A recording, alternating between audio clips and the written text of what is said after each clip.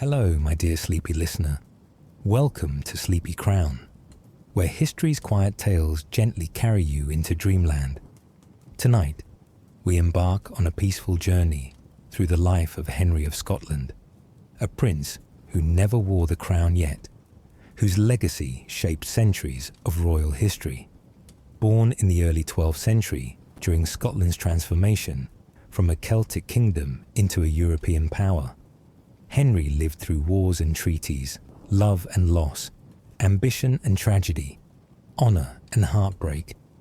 We'll softly explore his world, from his childhood in the courts of a reforming Scotland, where his father King David was building monasteries and minting the first Scottish coins, to his education as a warrior prince, learning the arts of medieval combat, to his courageous charge across a foggy Yorkshire battlefield, where English arrows fell like deadly rain, to his marriage to a beautiful Norman heiress and the years they spent together building their family and governing vast estates, to his years as one of the most powerful nobles in Britain, commanding castles and collecting revenues from dozens of manors, and finally to his unexpected death that left the kingdom mourning and a young widow devoted to his memory for the next quarter century, all while the great medieval world shifted around him, with castles rising across the Scottish landscape,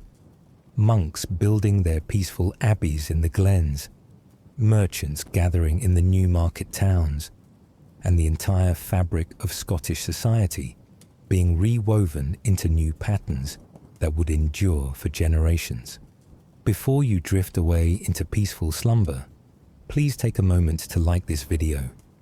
Leave a gentle comment about which medieval Scottish figure you'd like to hear about next, and subscribe to keep these soothing historical tales coming your way. So cozy up, close your eyes, and let these gentle whispers from 12th century Scotland lull you into restful sleep. If you're new here, welcome to the Sleepy Crown family.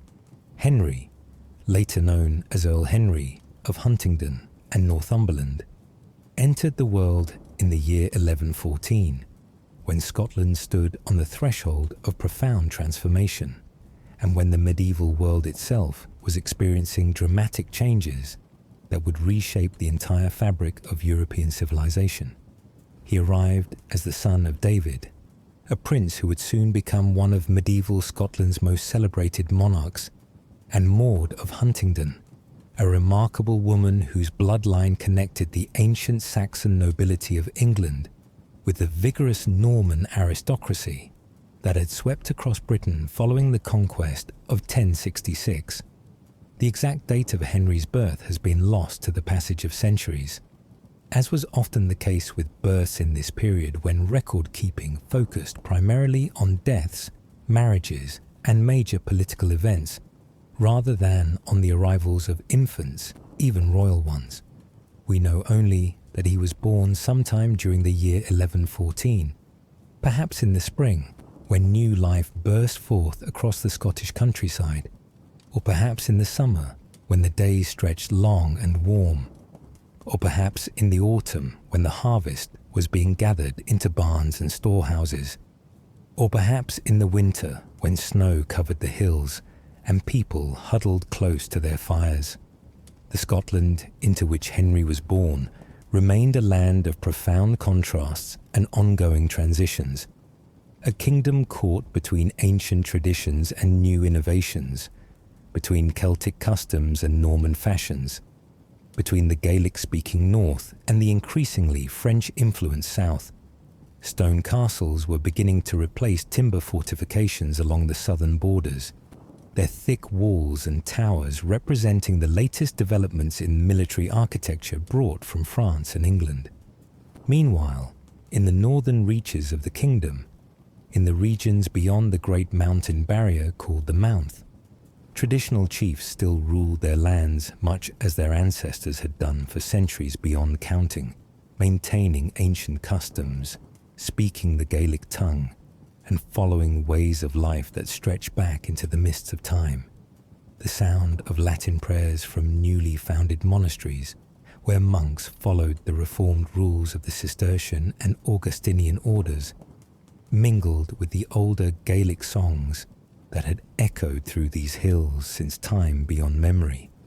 In the great stone churches that were beginning to rise at Edinburgh and Dunfermline and other royal centres, priests chanted the liturgy in Latin while outside in the countryside.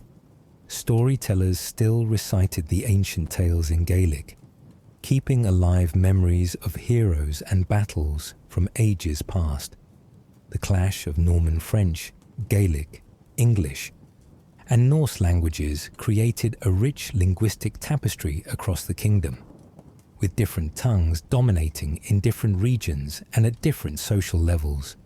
Henry's father, David, was at this time not yet king of all Scotland, but rather served as Prince of Cumbria, ruling the southern portions of what would become his kingdom under the overall authority of his older brother, King Alexander I.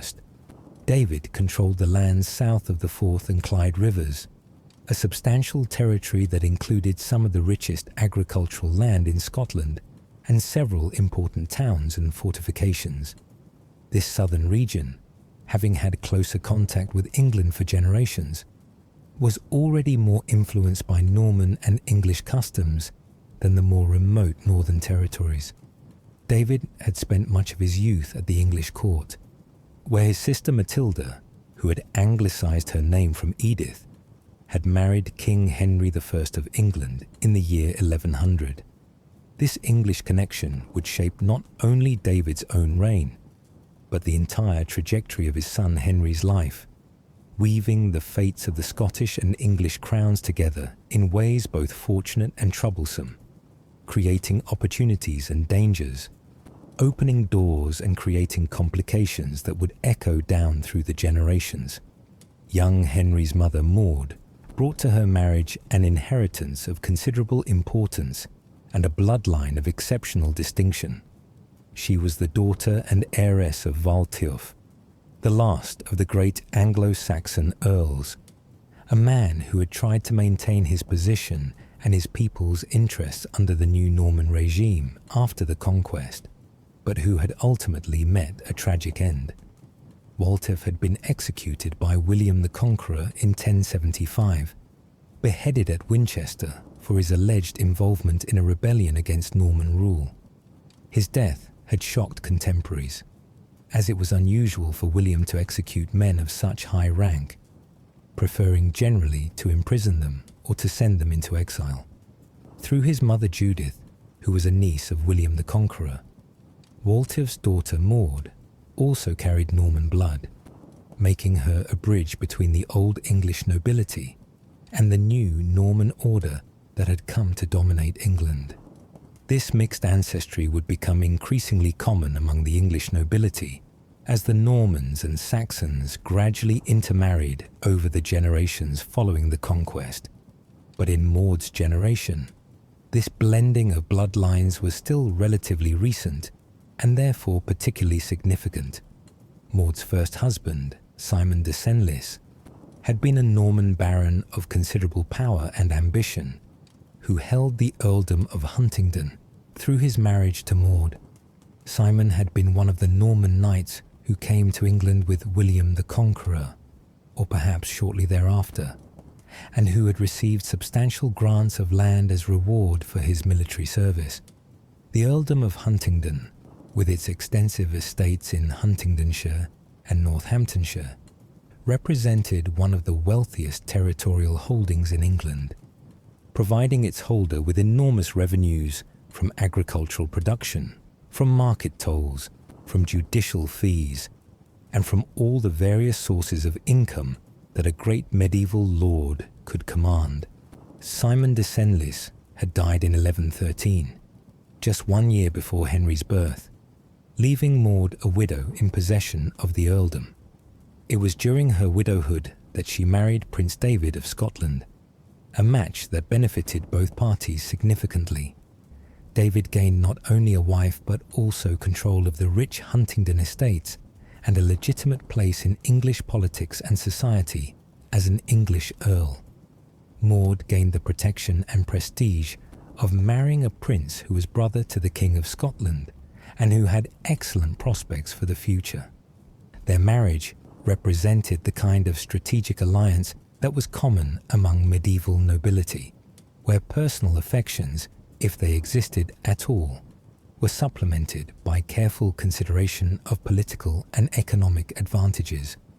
The year of Henry's birth, 1114, found Scotland under the rule of his uncle, King Alexander I, who had inherited the throne upon the death of their older brother Edgar in 1107.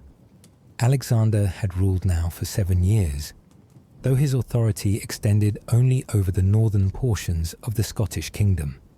The division of the realm between Alexander and David, though unusual, represented a practical arrangement between brothers, one that acknowledged both men's claims to authority and that avoided the fratricidal conflicts that so often plagued medieval royal families when multiple brothers had potential claims to a crown.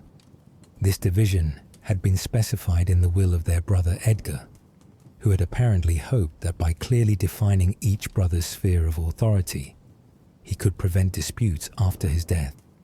Alexander received the northern territories, the traditional heartland of the Scottish kingdom, while David governed the southern regions that had been more recently brought under Scottish control. The arrangement worked reasonably well, though not without occasional tensions, as the two brothers navigated the complex questions of authority, revenues, and prestige that such a division inevitably created. Henry's early years unfolded in an atmosphere of relative peace and growing prosperity, a fortunate circumstance given the turbulence that characterized so much of medieval history. His father David was busy establishing his authority in the southern territories, encouraging the growth of trade by granting charters to merchants and establishing markets, welcoming religious orders to found monasteries that would become centers of prayer, learning, and agricultural innovation, and beginning the process of introducing Norman methods of government and warfare that would eventually transform the entire Scottish kingdom. The young prince would have witnessed the construction of new stone churches, their soaring arches and thick walls representing architectural techniques that had been developed in France and brought to Scotland by Norman and English craftsmen. He would have seen the arrival of foreign knights seeking service with his father, men with names like Bruce and Stuart and Comyn, who had found families that would become central to Scottish history for centuries to come. He would have observed the steady stream of messengers travelling between the Scottish and English courts, carrying letters sealed with wax, conveying news, arranging meetings, facilitating the diplomatic communications that were essential to maintaining peaceful relations between kingdoms. The household in which Henry grew reflected his father's cosmopolitan tastes and extensive connections. Norman French was spoken alongside Gaelic and English, creating a multilingual environment where the young prince would have heard different languages used for different purposes and by different groups of people. Norman French was the language of the court, of diplomacy, of romance and poetry. Latin was the language of the church, of learning, of official documents and charters. Gaelic remained the everyday language of many Scots, particularly those from the older noble families and from the common people of much of the kingdom. English was spoken in the southern regions that bordered England and in the growing merchant communities of the burghs.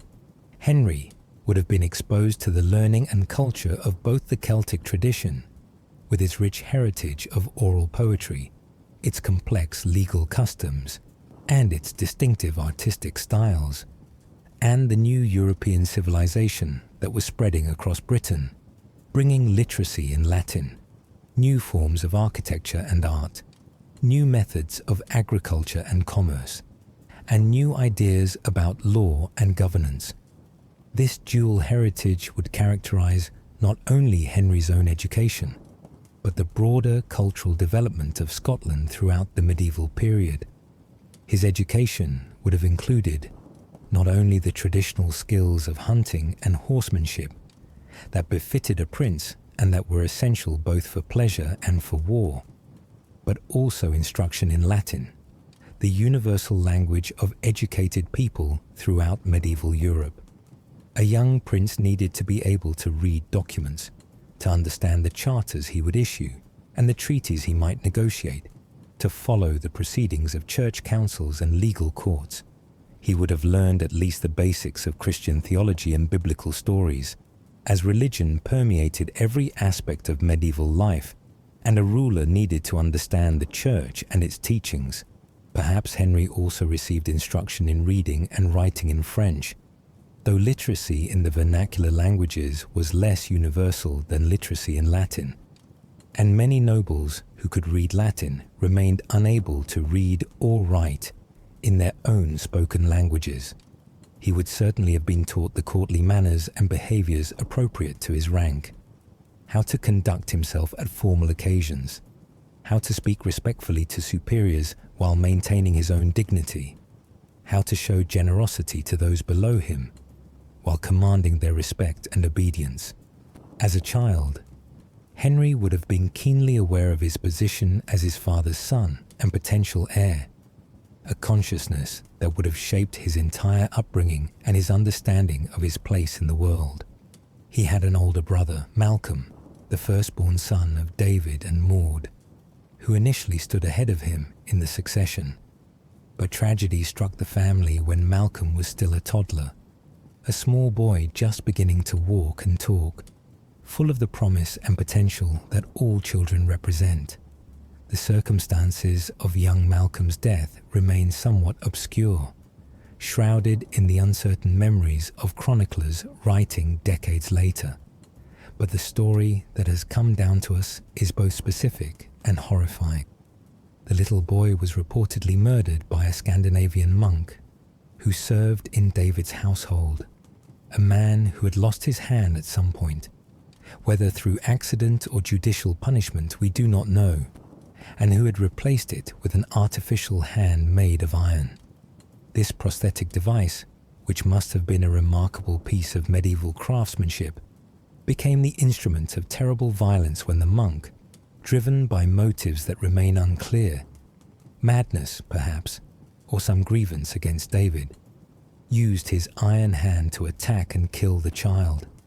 The monk paid for his crime with his own life, executed by being torn apart by wild horses on David's orders, a brutal but not uncommon form of medieval execution reserved for particularly heinous crimes. The condemned man would be tied to multiple horses, which would then be driven in different directions, literally pulling his body apart. It was a death of excruciating agony, intended both as punishment and as a public demonstration of what awaited those who dared to harm members of the royal family.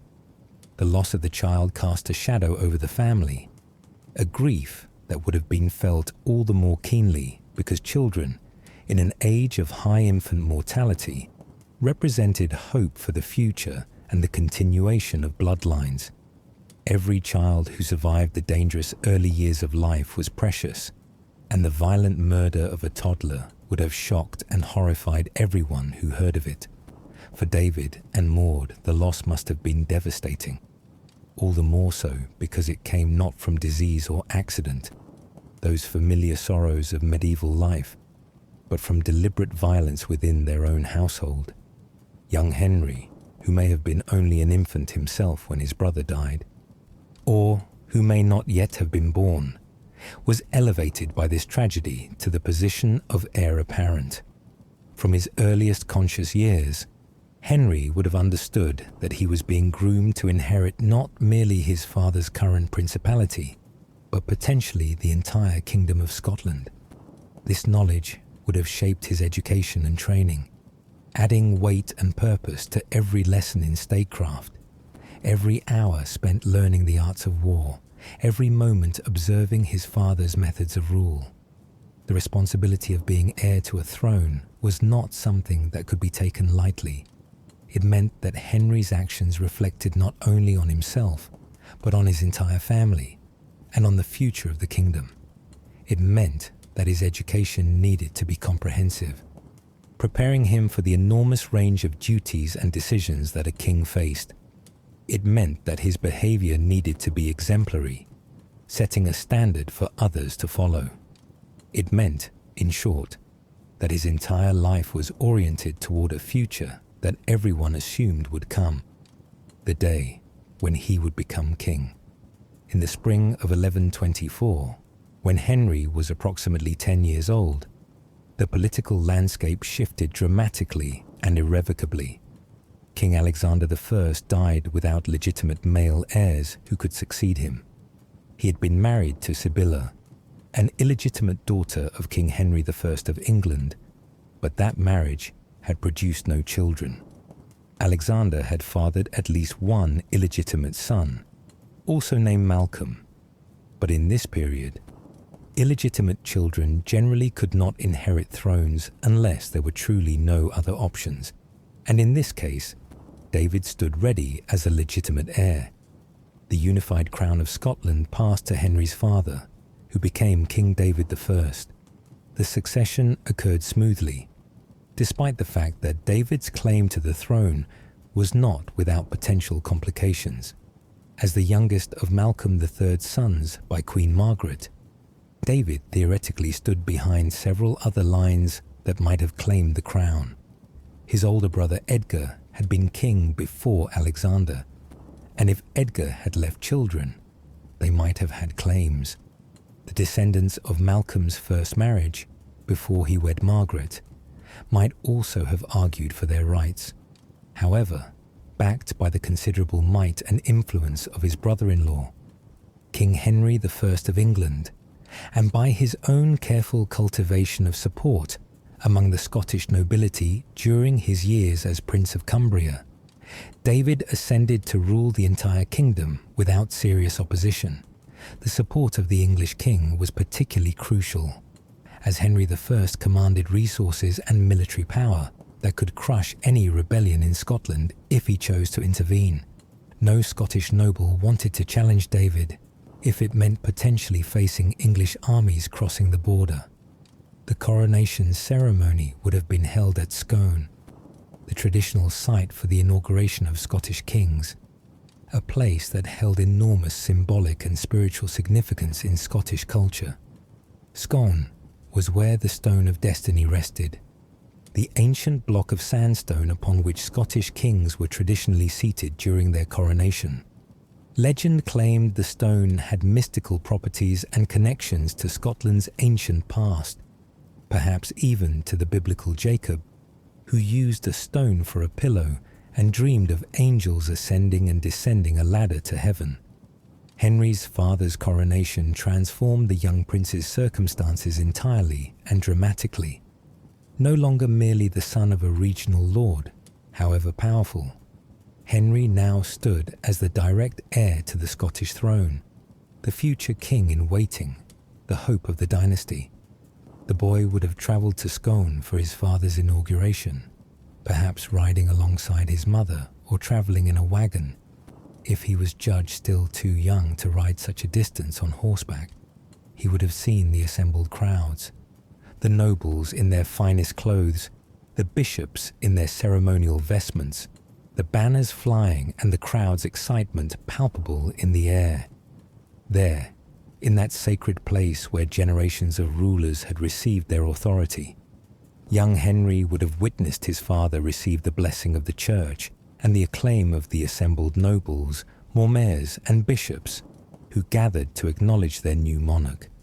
The ceremony would have included prayers and blessings, the recitation of the king's genealogy connecting him to his ancestors, perhaps the performance of traditional rituals whose origins stretched back into pre-Christian times, though they had been given Christian meanings.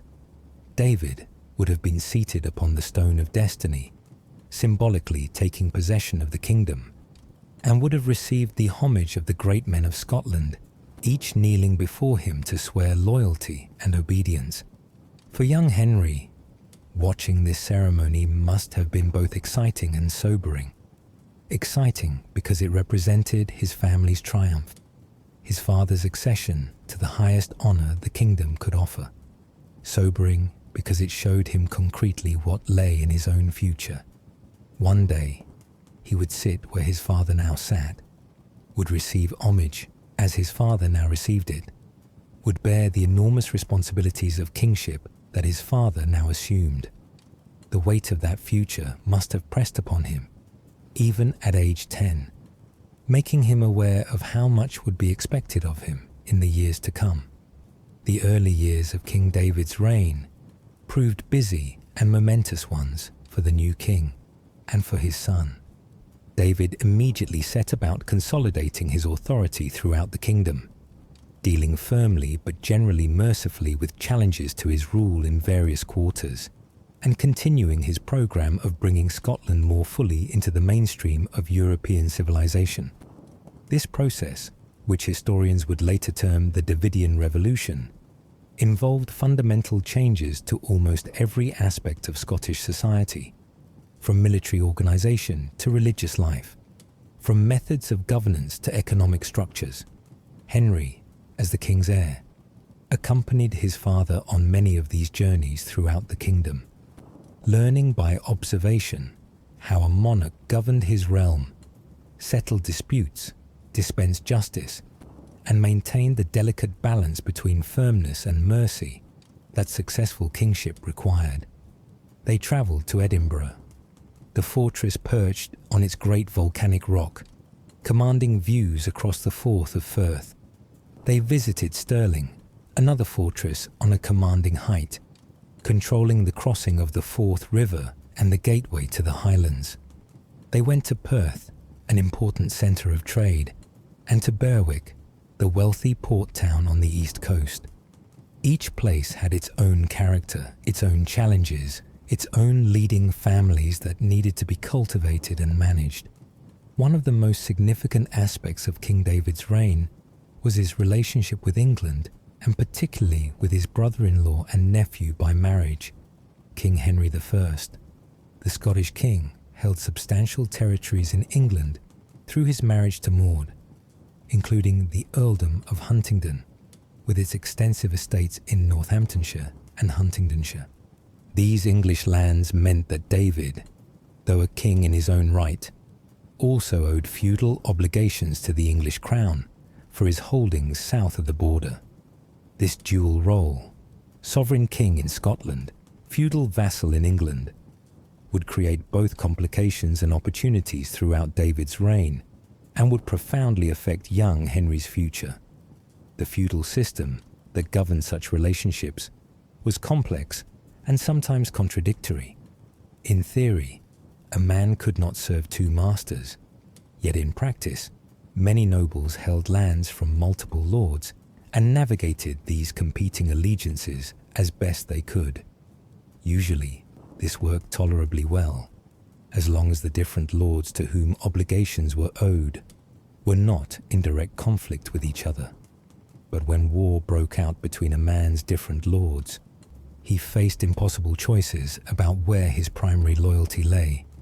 Henry's youth coincided with a period of remarkable building activity across Scotland, a transformation of the physical landscape that reflected deeper changes in society and culture.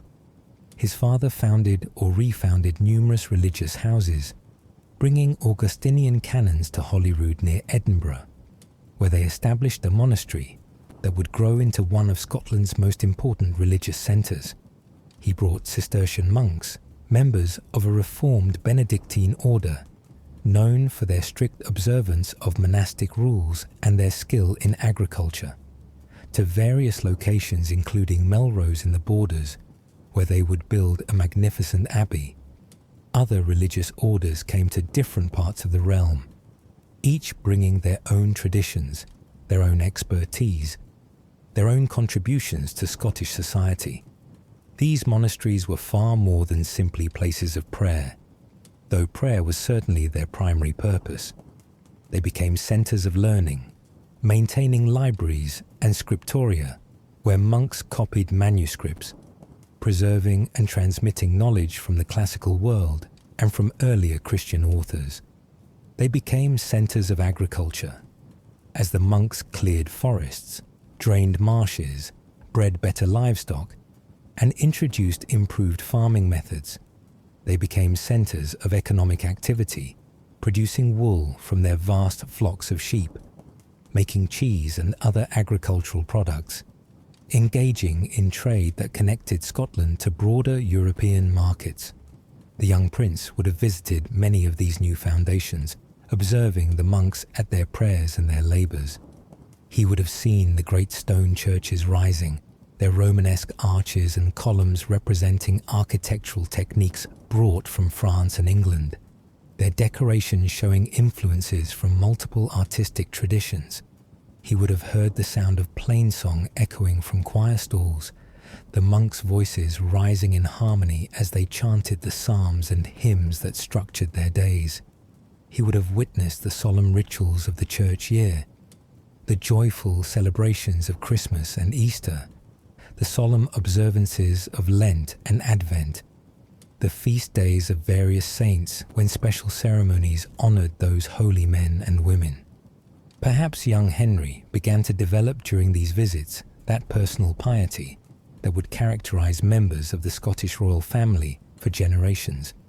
Medieval people, especially those of noble birth, were generally devout in their religious observance, attending Mass regularly, observing the fasts and feasts of the church calendar, supporting religious institutions with donations and grants of land. But the intensity of religious feeling varied from person to person, and some nobles were more genuinely spiritual than others.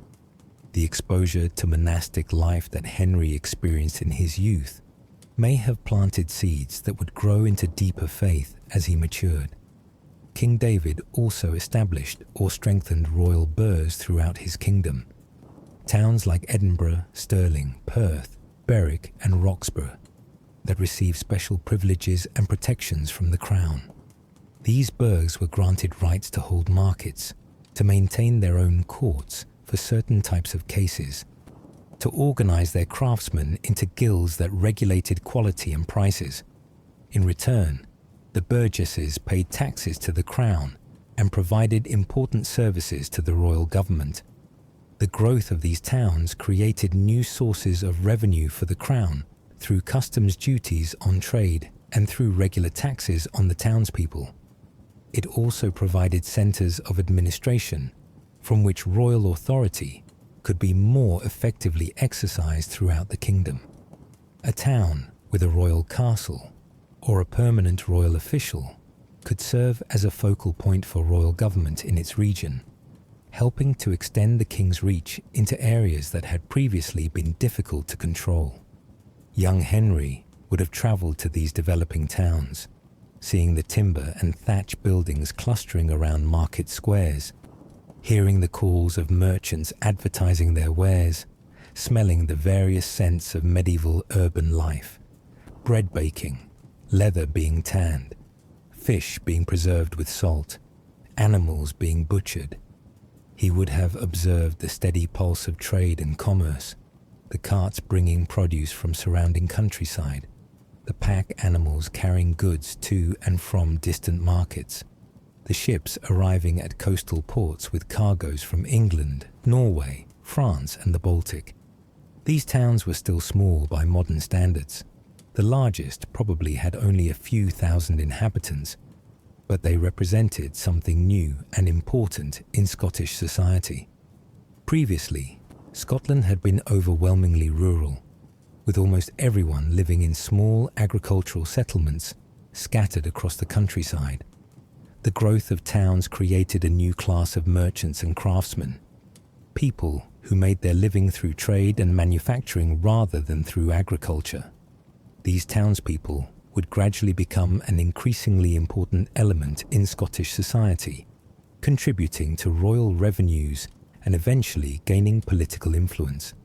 Another of King David's significant innovations was the introduction of Scotland's first silver coinage. Previously, trade in Scotland had relied primarily on barter, the direct exchange of goods and services, or on coins imported from England and the continent. The minting of Scottish silver pennies, bearing the king's name and image, represented both a practical economic development and a powerful symbol of royal authority and national identity. The coins themselves were small and thin, made of silver that had been carefully weighed to ensure it met the proper standard. On one side, they bore King David's image and name, usually shown as a crowned head in profile. On the other side, they might show a cross or other symbol, along with the name of the moneyer who had actually made the coin and the name of the burgh where it was minted. These small silver discs facilitated trade by providing a standard medium of exchange, one that was widely recognized and whose value was guaranteed by the royal authority. Henry, as he grew older, would have understood the significance of these coins beyond their simple monetary value. They were tangible expressions of his father's sovereignty, small but powerful reminders that Scotland had a king who could mint money, one of the traditional prerogatives of independent rulers.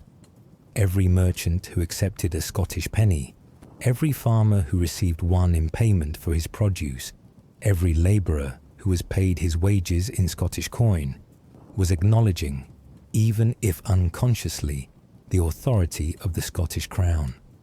The king also worked tirelessly to reform and strengthen the Scottish Church, seeking to establish its independence from the archbishops of York, who had long claimed authority over Scotland's bishops.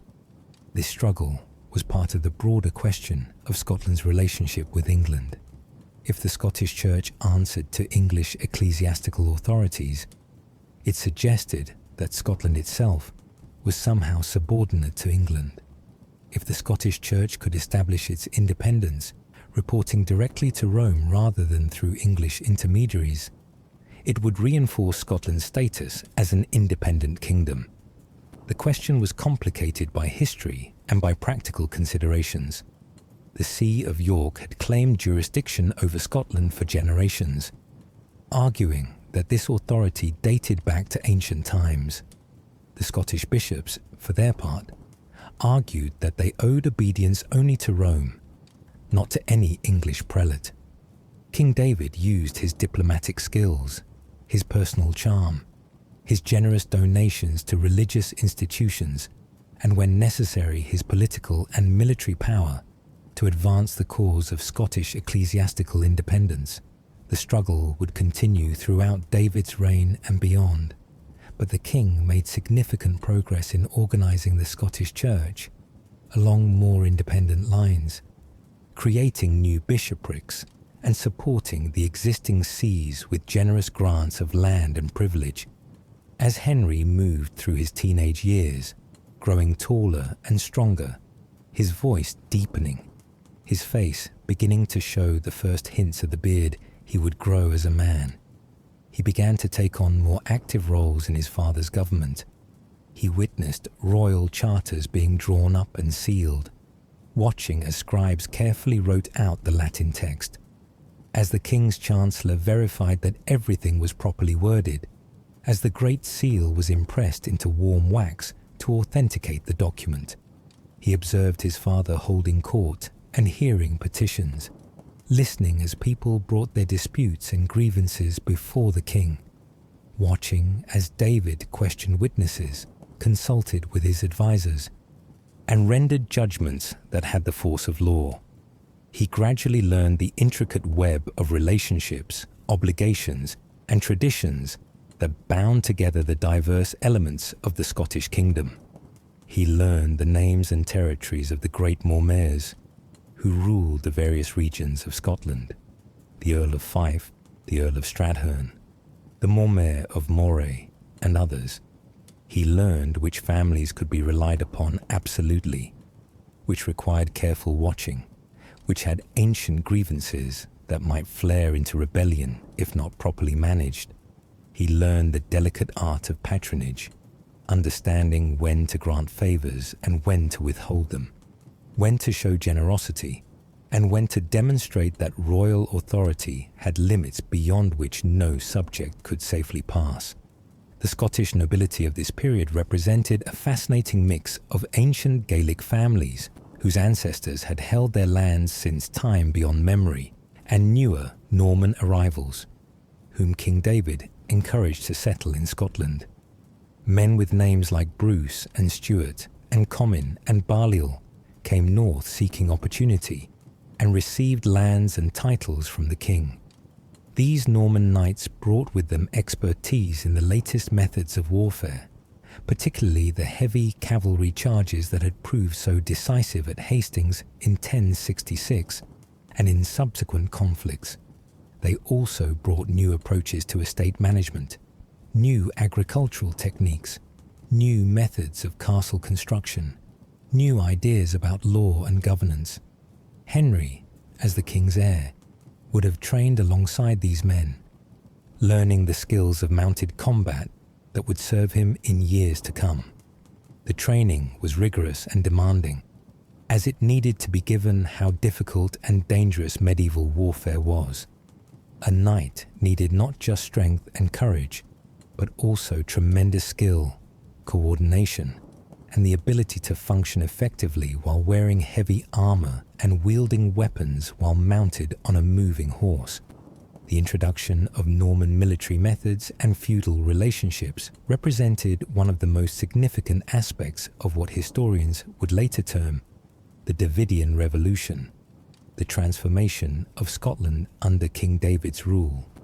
King David granted lands to his followers not as outright gifts, which had been the traditional Celtic practice, but as feudal fiefs, held in return for specified military service. This system created a pyramid of obligations, with the king at the apex, powerful lords holding territories directly from the crown, and lesser knights and tenants holding lands from these magnates in turn. The feudal system meant that when the king needed to raise an army, he could call upon his feudal tenants to provide specified numbers of mounted and armed warriors. A great lord might owe the service of dozens or even hundreds of knights, and he in turn had granted portions of his own lands to lesser knights who owed him military service. This system, which had developed in France after the collapse of Carolingian authority and had been brought to England by the Norman conquest, was now being transplanted to Scotland, creating a new military structure that would eventually replace the older methods of raising armies. Yet King David was careful not to sweep away entirely the older Scottish traditions, showing a political wisdom that would serve him well throughout his reign. The ancient Mormers retained their positions and much of their authority, and Gaelic remained widely spoken throughout the kingdom, particularly in the regions north of the Forth, where Norman influence was weakest. The king himself, though he had spent much time in England and France and spoke Norman French fluently, also understood Gaelic and maintained connections with the traditional Celtic aspects of his realm. This balancing act between old and new, between Celtic and Norman, between Highland and Lowland, would characterize Scottish governance for centuries to come, and would remain a source of both strength and tension. Henry's education in the arts of war would have been thorough, systematic, and physically demanding. He learned to ride a war horse called a destrier, which was a larger and stronger animal than the riding horses, called palfreys, that were used for travel. A destrier was specifically bred and trained for combat, capable of carrying a fully armored knight into battle, responsive to commands even in the chaos and noise of fighting, and trained to kick and bite enemy soldiers and horses. These horses were expensive and valuable, representing a significant investment, and learning to ride them properly required years of practice. Henry practiced with the weapons of a medieval warrior, each of which demanded different skills and techniques. The sword, probably the most iconic medieval weapon, required not just strength, but also agility and precision. A good swordsman needed to know how to attack and defend, how to use his shield in coordination with his blade, how to exploit openings in an opponent's guard, how to conserve his strength during a prolonged fight. The sword was primarily a cutting weapon, though it could also be used for thrusting, and medieval swords were heavier than most modern people realize, requiring considerable strength to wield effectively hour after hour. The lance was the primary weapon of a mounted knight in the charge, the moment when heavy cavalry could be most devastating. A proper lance charge required precise coordination between dozens or hundreds of riders, all maintaining formation, all moving at the right speed, all striking at nearly the same moment to maximize the impact. Too fast, and the formation would break up, with some riders racing ahead while others lagged behind. Too slow, and the charge would lose the momentum that made it effective. The lance itself was a long wooden shaft, perhaps 12 or 14 feet in length, with a sharp metal point designed to pierce armor and flesh. Henry trained in wearing armor, starting with simpler pieces and gradually adding more as he grew strong enough to bear their weight. A full suit of mail, called a hauberk, consisted of thousands of small iron rings linked together to form a flexible but protective covering. It could weigh 40 pounds or more, and wearing it while fighting on foot or on horseback required considerable strength and endurance. Later in the medieval period, knights would add plate armor over their mail, creating even heavier and more complex harnesses. But in Henry's youth, mail remained the primary form of protection.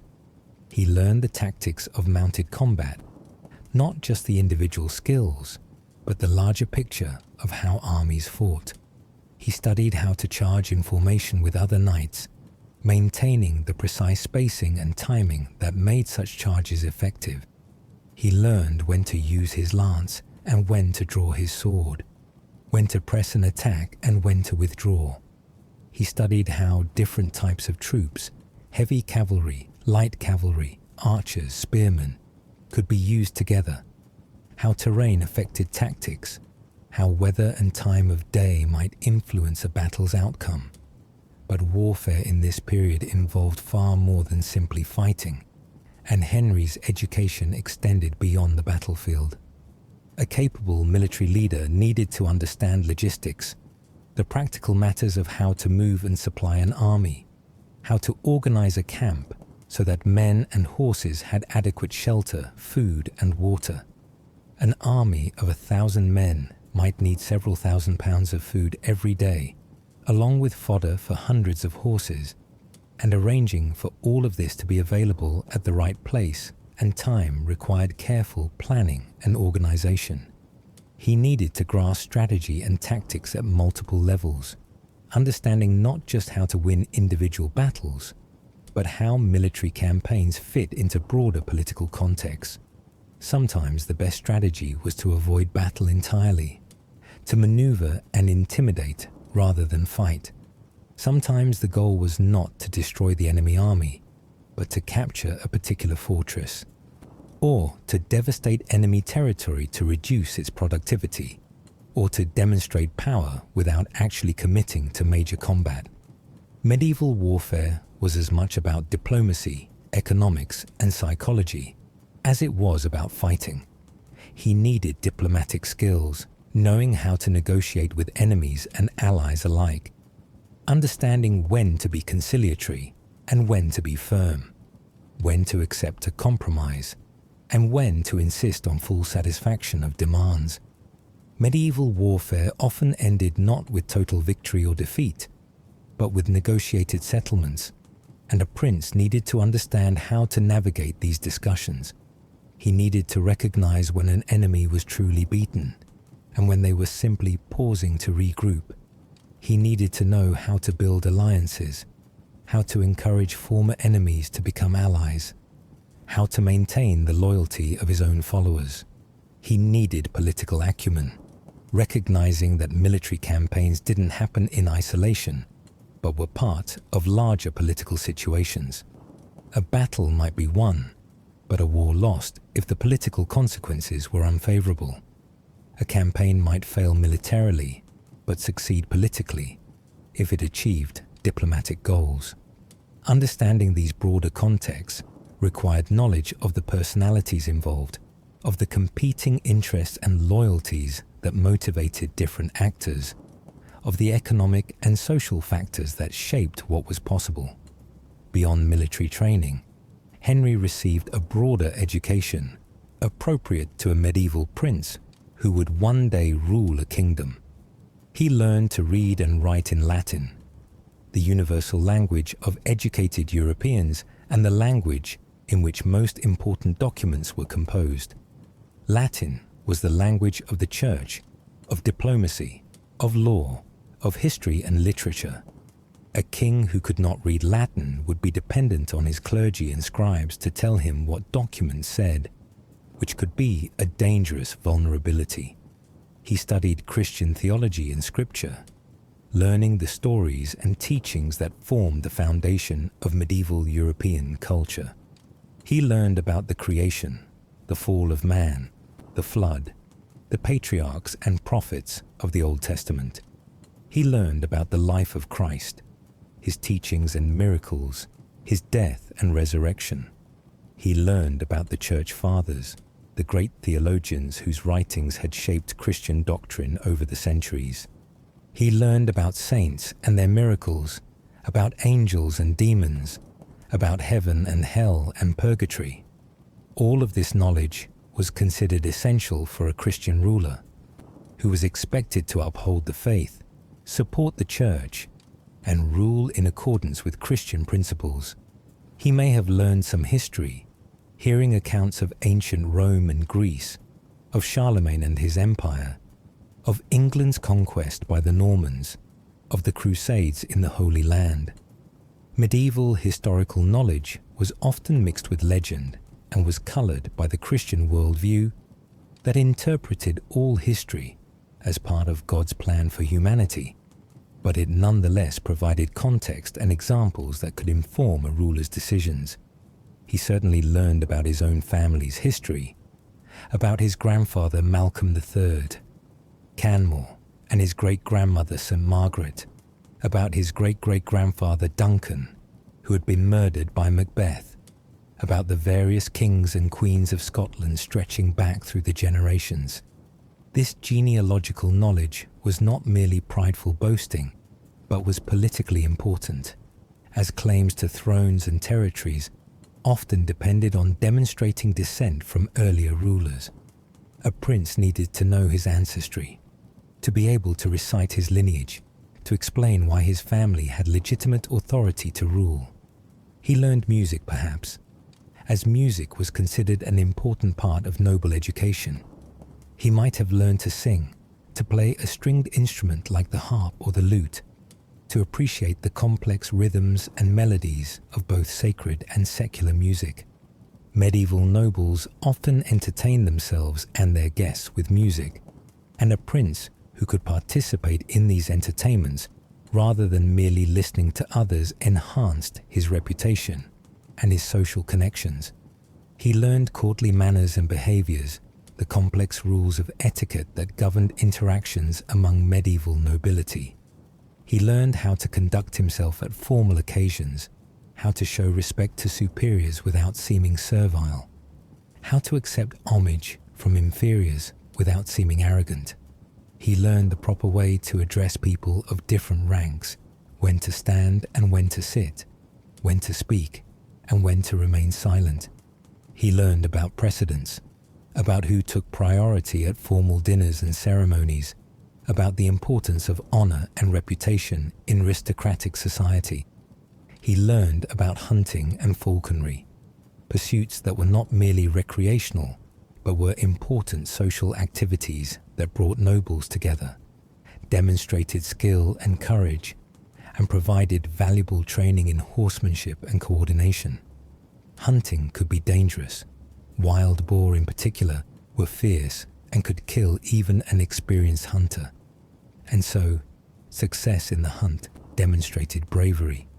Falconry was highly technical, requiring understanding of how to train and handle the birds, and was considered a particularly refined and aristocratic pursuit. As Henry grew into his late teens and early 20s, he would have begun to take on more independent responsibilities, perhaps governing certain territories on his father's behalf, perhaps leading portions of the royal army on minor campaigns or in response to local disturbances. These experiences would have built his confidence and his practical skills, teaching him through direct experience lessons that could not be learned from books or observation alone. Chapter 3: The Gathering Storm and Political Awakening. As Henry approached his 20th year, in the early months of 1134, when winter was beginning to release its grip on the Scottish landscape and the first signs of spring were appearing in sheltered valleys, the political situation in Britain began to shift in ways that would profoundly affect both Scotland and the young prince personally. In England, King Henry I, David's brother-in-law, and the man who had supported his accession to the Scottish throne, was growing old. The English king, now in his mid-60s, had ruled for more than 3 decades, and though he remained vigorous and active, everyone understood that his reign could not continue indefinitely. King Henry had suffered a terrible tragedy back in 1120, an event that still haunted the succession and that would eventually plunge England into civil war.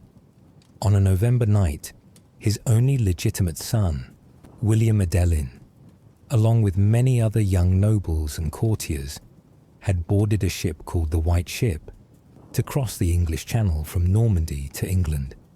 The vessel was new and fast, and the young people aboard were in high spirits, having celebrated extensively before departure. The crew, too, had been drinking, and as the ship left the harbour at Barfleur, it struck a rock and began to sink. In the chaos and darkness, most of those aboard drowned in the cold waters of the channel. William Adelin himself might have escaped. He was placed in a small boat and was rowing away from the sinking ship. But when he heard his half-sister Matilda Fitzroy calling for help, he ordered the boat to return. The boat was immediately swamped by desperate people trying to climb aboard, and it capsized, drowning the prince and most of the others. Only one person survived the disaster, a butcher from Rouen, who clung to the mast through the freezing night and was rescued the next morning. The news of the disaster devastated King Henry. According to chroniclers, he never smiled again after learning that his son was dead. The loss was not merely personal, but political. William had been the king's heir, carefully educated and prepared to succeed to the throne of England and the Duchy of Normandy. Now, suddenly, the succession was thrown into uncertainty. Henry had numerous illegitimate children, probably more than 20. But medieval law was clear that bastards could not normally inherit thrones. The king's only surviving legitimate child was his daughter Matilda. Matilda, born in 1102, had been married at age 8 to the Holy Roman Emperor Henry V in a grand diplomatic alliance. She had been crowned empress and had lived in Germany for years, learning the language and the customs of her adopted country.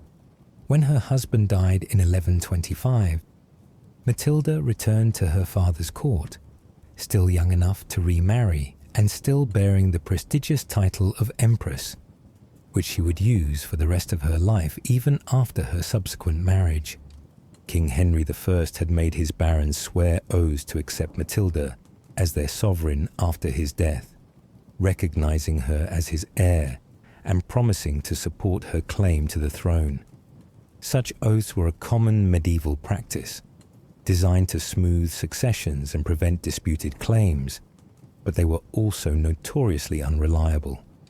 Barons who swore oaths during a king's lifetime often found reasons to break those oaths after his death, particularly if they found the designated heir unsatisfactory, or if a more attractive alternative presented itself.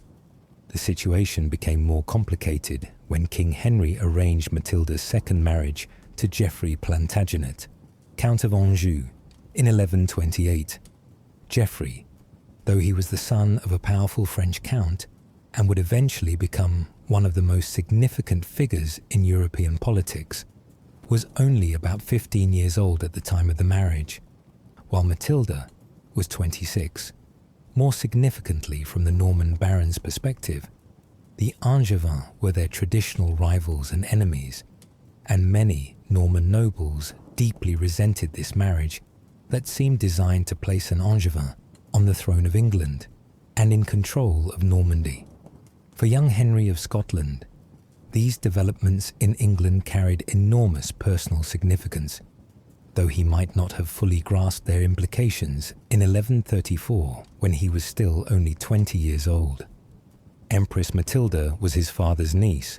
King David's sister Matilda had been Empress Matilda's mother, and the bonds of family meant that Scottish interests were tied closely to her fortunes. Moreover, the question of who would rule England after King Henry's death had direct implications for Scotland's security and for the Scottish king's English territories.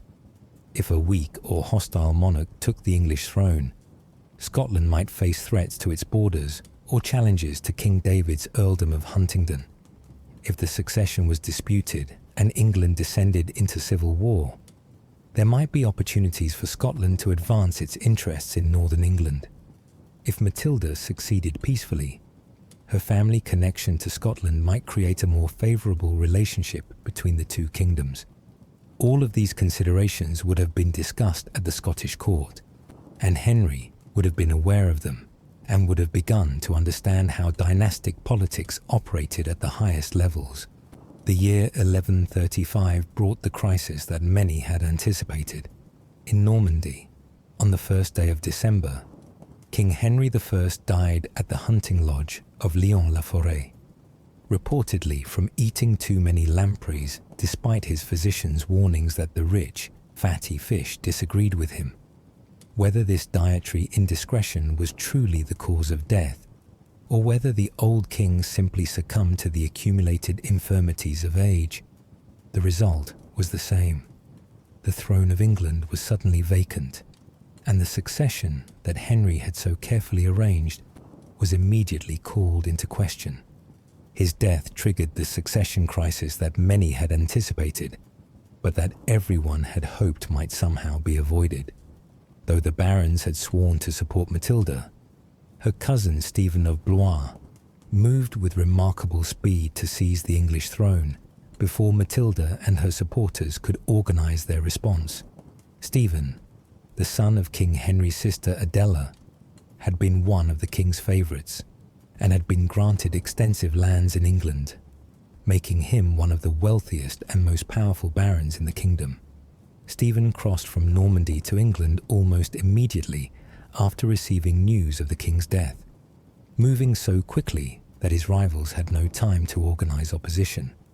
He secured the support of his brother Henry of Blois, who was Bishop of Winchester and one of the wealthiest and most influential churchmen in England. The bishop convinced the other clergy to support Stephen's claim, arguing that King Henry had on his deathbed released the barons from their oaths to Matilda and had designated Stephen as his heir, a claim that may or may not have been true, but that served the bishop's purposes. With the backing of the church and with possession of the royal treasury at Winchester, Stephen moved to London and had himself crowned King of England at Westminster on December 22nd, just 3 weeks after Henry's death. The speed and decisiveness of Stephen's actions gave him an enormous advantage. Once he was crowned and anointed with the sacred oils, he possessed the powerful legitimacy that medieval people associated with coronation. He wasn't merely Stephen of Blois claiming the throne. He was King Stephen, consecrated by the church, in possession of the royal regalia, exercising the functions of kingship. King David of Scotland found himself in a delicate and uncomfortable position. He had sworn an oath to support Matilda's claim to the throne, and family loyalty strongly inclined him toward his niece. The bonds between uncles and nieces were taken seriously in medieval society, and David had good personal relations with Matilda. Moreover, supporting Matilda might bring advantages to Scotland if she eventually prevailed and rewarded her uncle for his loyalty. However, Stephen now held possession of England, controlled the machinery of royal government, commanded the royal army, and had been anointed and crowned with all the sacred ceremonies that legitimized a king's rule in medieval eyes. War between Stephen and Matilda seemed inevitable, and David would have to choose where his support would lie, or would have to try to navigate between them, supporting one openly while maintaining some connection with the other, or would have to change his allegiance as circumstances changed. For Henry, now 21 years old and increasingly involved in his father's decision-making, his father's choice to support Matilda meant that he would likely see military service in the near future. The prospect of war, while dangerous, also offered opportunities that a young prince could not ignore. War provided chances to prove valor in combat, to gain military experience under real conditions rather than in training, to win glory and reputation that would enhance both his own standing and his family's honor. Medieval society placed enormous emphasis on martial prowess, and a prince who could lead men successfully in battle significantly enhanced both his personal reputation and his political position. The early months of 1136 saw increasing tension between Scotland and England as David used the confusion of Stephen's accession to advance Scottish interests in northern England. The Scottish king argued that Northumberland, Cumberland, and other border regions should properly be under Scottish control, either directly or through his son Henry, holding them as English fiefs. These territories had changed hands multiple times over the centuries, and both kingdoms had historical claims that they could present. David's position was that these northern regions had been granted to him by the previous English king, or that they had been promised to him, or that they rightfully belonged to Scotland based on ancient claims. Stephen, struggling to consolidate his hold on England against Matilda's supporters who were beginning to organize resistance, initially proved willing to negotiate rather than fight. The new English king faced potential enemies on multiple fronts and could not afford to commit all his forces to any single conflict.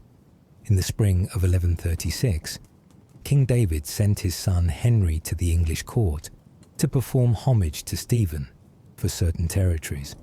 This ceremony, one of the fundamental rituals of feudal society, involved Henry kneeling before the English king, placing his hands between Stephen's hands in a gesture of submission and loyalty, and swearing to be Stephen's faithful vassal for certain territories. In return, Stephen invested Henry with the earldom of Huntingdon, confirming him in the lands that had belonged to his mother Maud and that he would inherit fully upon her death. The performance of homage created a complicated web of relationships that was typical of medieval politics, but that could create difficult situations.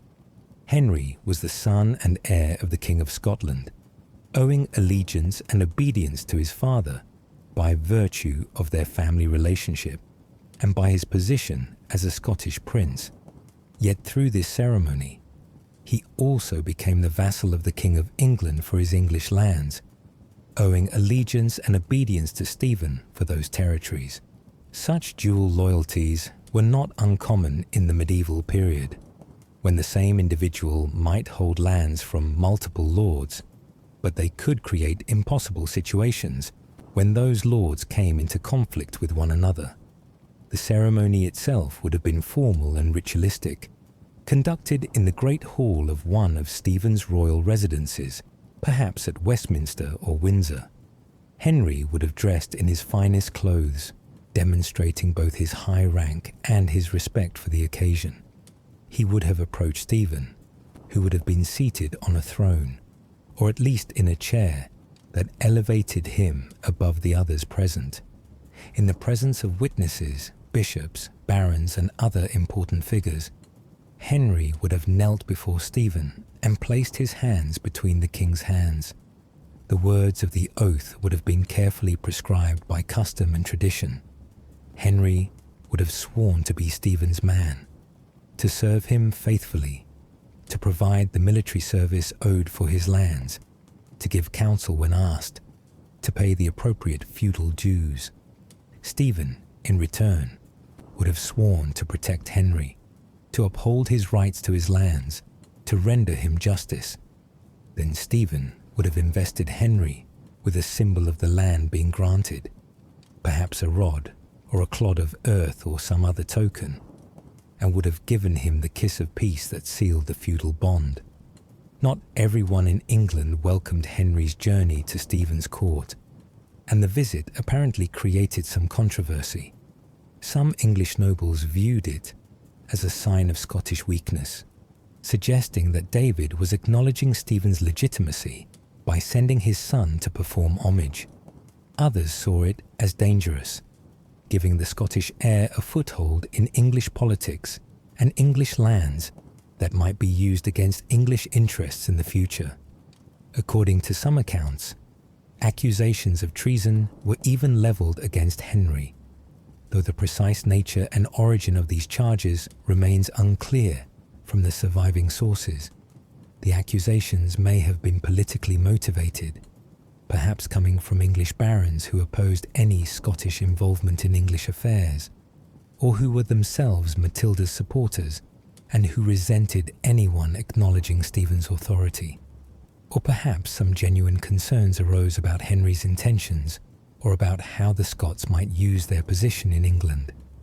Whatever the source of these accusations, King David heard of the difficulties his son faced and insisted that Henry return to Scotland immediately, not wanting his heir to remain in a potentially dangerous situation at a hostile court. The brief visit to Stephen's court nonetheless established an important principle: that Henry, as the holder of English lands, had a legitimate place in English politics and a recognized status in English society. This would prove significant in the years ahead, as the relationship between Scotland and England evolved through cycles of conflict and accommodation. Henry was not merely a Scottish prince, but also an English Earl, with rights and responsibilities that transcended national boundaries. By late 1136, King David determined that negotiation alone would not secure Scottish interests in northern England. That autumn, the Scottish king led his first invasion of English territory, advancing into Northumberland with an army that included both his household troops and forces raised from his feudal tenants and from the traditional Scottish magnates. This campaign represented more than simple raiding or border skirmishing of the kind that had been endemic along the Anglo-Scottish frontier for generations. David aimed to force Stephen to recognize Scottish rights to the disputed territories, to secure control over Northumberland and Cumberland, and to demonstrate that Scotland could project military power into England if its interests were not respected. However, the king's advance brought him to Carlisle, the great fortress that controlled the western end of the border, where he met with Stephen, who had marched north at the head of his own army. The English king, despite the multiple challenges he faced elsewhere in his kingdom, had moved quickly to confront the Scottish invasion, demonstrating that he would not simply allow David to seize English territory unopposed. The two armies faced each other near Carlisle, both prepared for battle, both aware that a major engagement would be costly regardless of who won. Rather than fighting, however, the two kings negotiated. Stephen, facing potential rebellions elsewhere in his kingdom, and not eager to commit to a major war with Scotland when his hold on England was still insecure, agreed to a temporary settlement. David, for his part, was willing to accept a negotiated compromise if it advanced Scottish interests without requiring the risks of battle. The truce they arranged bought time for both monarchs, but left fundamental questions unresolved. David maintained his claims to the northern territories, while Stephen refused to surrender them permanently. Young Henry, participating in this campaign as one of his father's commanders, received his first real taste of military operations conducted at the highest level, and of the high-stakes diplomacy that accompanied medieval warfare. He learned that wars were not simply decided by battles, but by a complex interaction of military force, diplomatic negotiation, political calculation, and personal relationships between leaders. He saw how an army was organized and moved, how supplies were arranged, how camps were established, how scouts were sent out to gather intelligence about enemy movements.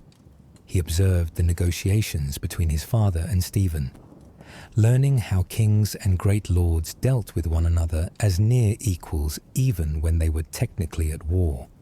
He saw how agreements could be reached that neither side found entirely satisfactory, but that both could accept as preferable to the costs and risks of continued fighting. He learned that in medieval warfare, there were no permanent victories or defeats, only temporary advantages that could be preserved or lost depending on how skillfully they were exploited. The truce proved short-lived, lasting only a few months.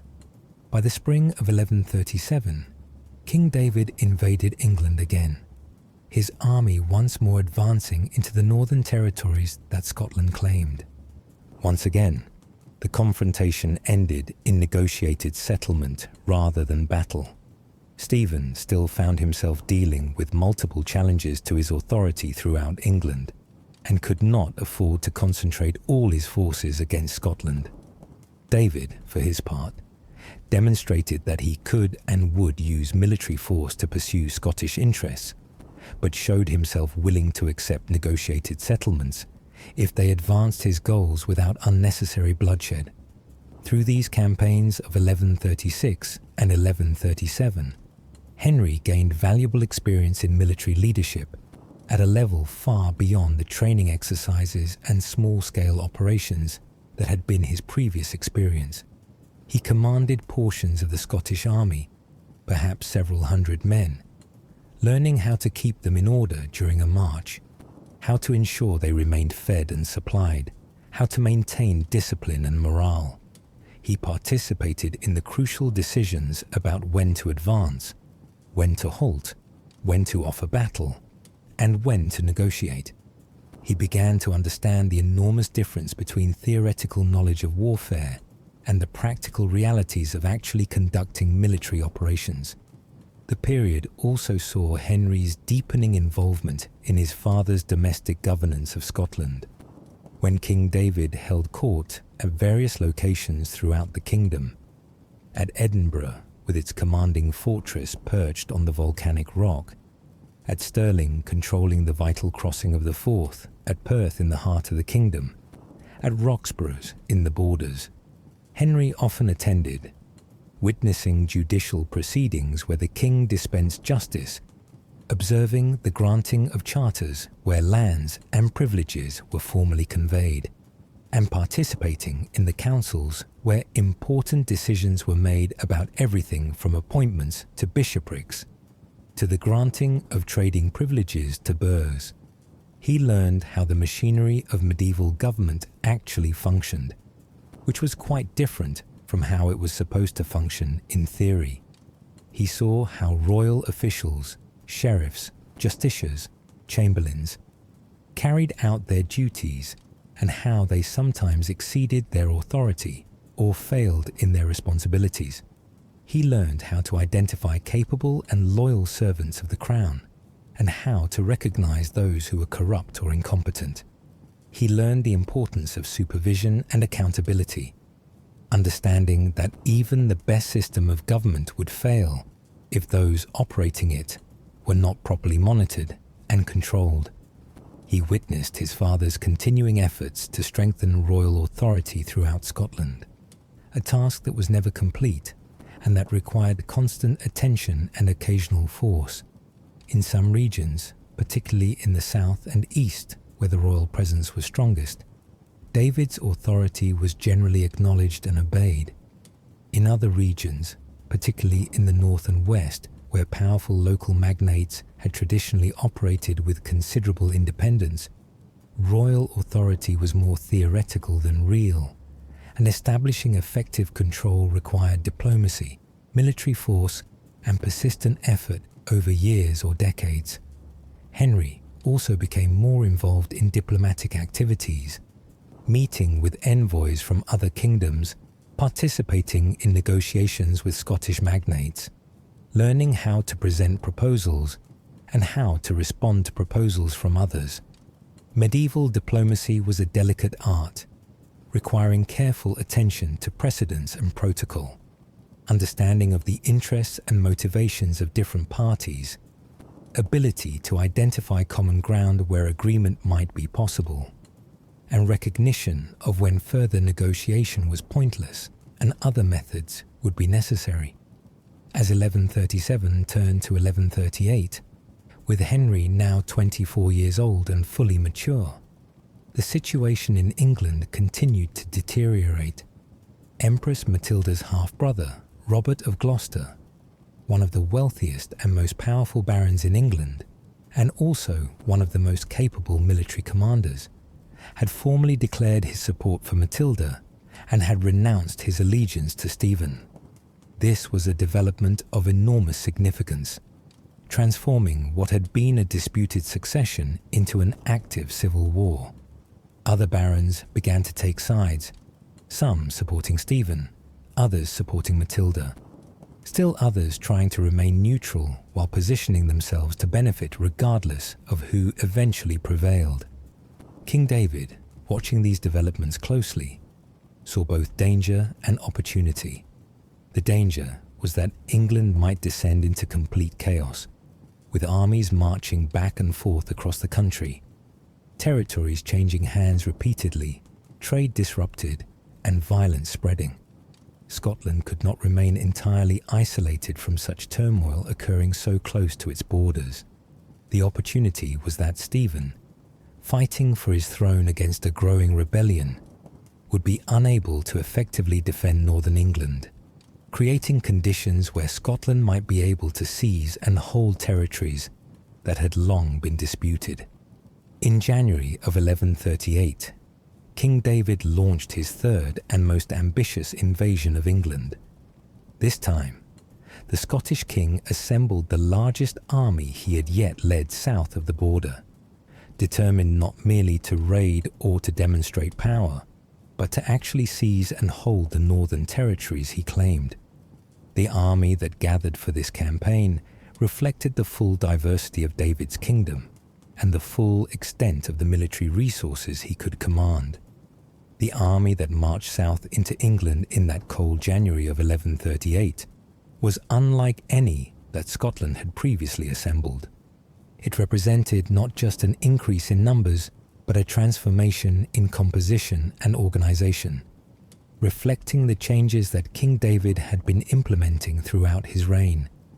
At its core were the heavily armed and armored knights, both Norman newcomers to Scotland, who had brought with them the latest military techniques from France and England, and members of Scottish noble families who had adopted Norman methods of warfare. These mounted warriors, perhaps several hundred in number, formed the striking power of the army, capable of delivering devastating charges against enemy formations if properly employed. Each knight represented a substantial investment in equipment and training. A full suit of mail armor, the hauberk that covered a man from neck to knees, consisted of thousands of individual iron rings linked together by hand, requiring hundreds of hours of skilled labor to produce. A knight's sword was carefully crafted by master smiths, who understood metallurgy, and who could produce a blade that was both flexible enough not to shatter and hard enough to hold an edge. The war horse that a knight rode was specially bred and trained, worth more than a common soldier might earn in several years. All of this equipment and training required substantial resources, which was why only nobles and wealthy men could afford to be knights. Supporting the heavy cavalry were lighter armed horsemen. Mounted on swifter but less powerful horses, than the destriers that carried the knights. These lighter cavalry served multiple purposes. They could scout ahead of the main army, gathering intelligence about enemy positions and movements. They could pursue defeated enemies after a battle, turning an enemy retreat into a rout. They could raid enemy territory, spreading out to cover a wide area and destroying resources that might support enemy operations. They could protect the army's flanks during a march or during battle itself. The infantry formed the bulk of the army, as was typical of medieval forces. Among these foot soldiers, the warriors of Galloway held positions of particular honor and privilege, positions they had earned through generations of fierce fighting, and that they guarded jealously. These men from the southwestern reaches of Scotland, from the hills and valleys of Galloway and Carrick, maintained ancient military traditions that stretched back centuries, perhaps even to the time before the Romans came to Britain. The Galwegians fought with minimal armor, relying on shields for protection and on their own ferocity and courage to overwhelm enemies. They carried spears with long iron heads for thrusting, axes for close combat, and swords when they could afford them. Many wore only their ordinary clothes into battle, perhaps with a thick leather jerkin for some protection. They took pride in their toughness, in their ability to endure hardship, in their reputation for courage that made enemies fear them. They maintained their own leaders, their own organization, their own traditions that they would not lightly surrender or compromise. The Galwegian warriors considered themselves the elite of the Scottish infantry, and they insisted upon their traditional right to deliver the first attack in any engagement. This was not merely a matter of pride, though pride certainly played a role. It was also a question of honor and of maintaining their identity as a distinct people with their own customs, to accept being relegated to a supporting role, while Norman knights took the place of honor, would have seemed to them a betrayal of their ancestors and a denial of their worth. When King David assembled his army, the Galwegian leaders made clear that they expected to lead the infantry attack, as their fathers and grandfathers had done in battles past.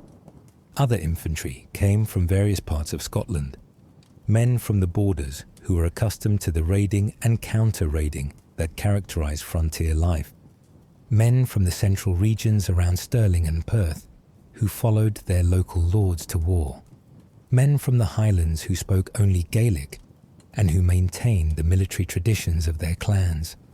The infantry also included many men who were not warriors by profession, but who owed military service to their lords and who were called up when the king needed an army.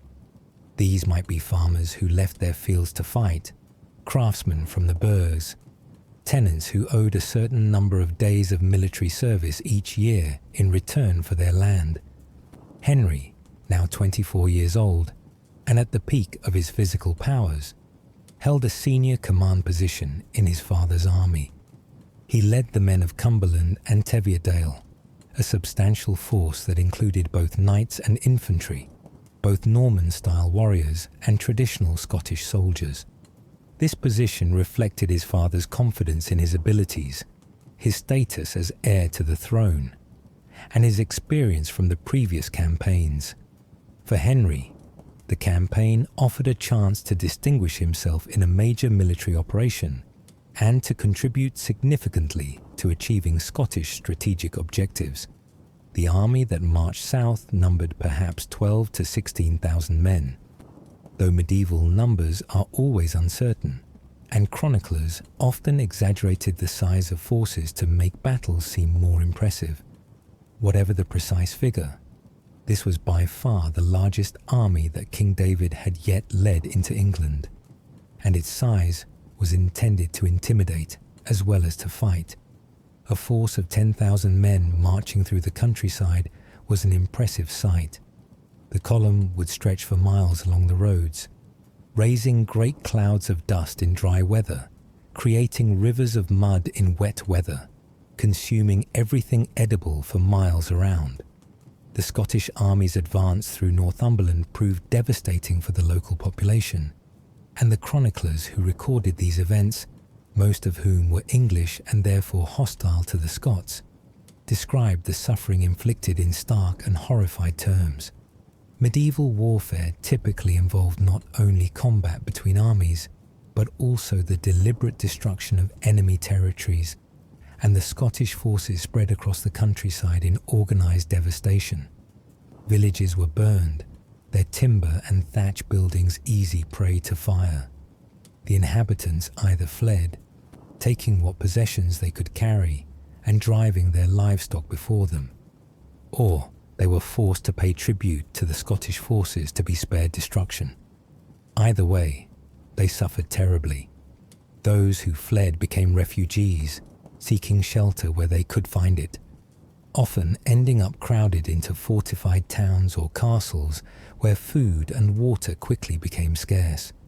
Those who remained and paid tribute were often ruined financially, forced to hand over grain and livestock and whatever else the Scottish soldiers demanded, leaving them with barely enough to survive. Churches were not spared in this destruction, despite the nominal protection that Christian sanctity should have provided. Monasteries were plundered for their stored wealth. The silver chalices and patens used in the Mass, the fine vestments of the priests, the illuminated manuscripts that represented years of patient labour by scribes. Some churches were burned, their roofs collapsing in flames, their walls cracked by heat. The desecration of holy places particularly shocked and horrified contemporaries, who saw it as evidence not merely of military aggression, but of impiety, and perhaps even of alliance with the forces of evil. English chroniclers of the time recorded the suffering inflicted by the Scottish invasion in language that pulls no punches. They described wholesale slaughter of civilians, including women and children. They told of priests murdered at their altars, of monks massacred in their monasteries, of nuns violated. They described crops destroyed, livestock driven off or slaughtered, mills burned, tools broken.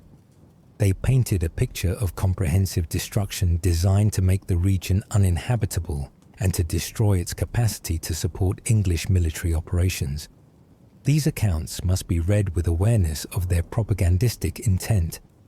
English writers naturally wanted to portray the invaders in the worst possible light, to justify resistance against them, to rally support for Stephen by depicting his Scottish enemies as monsters.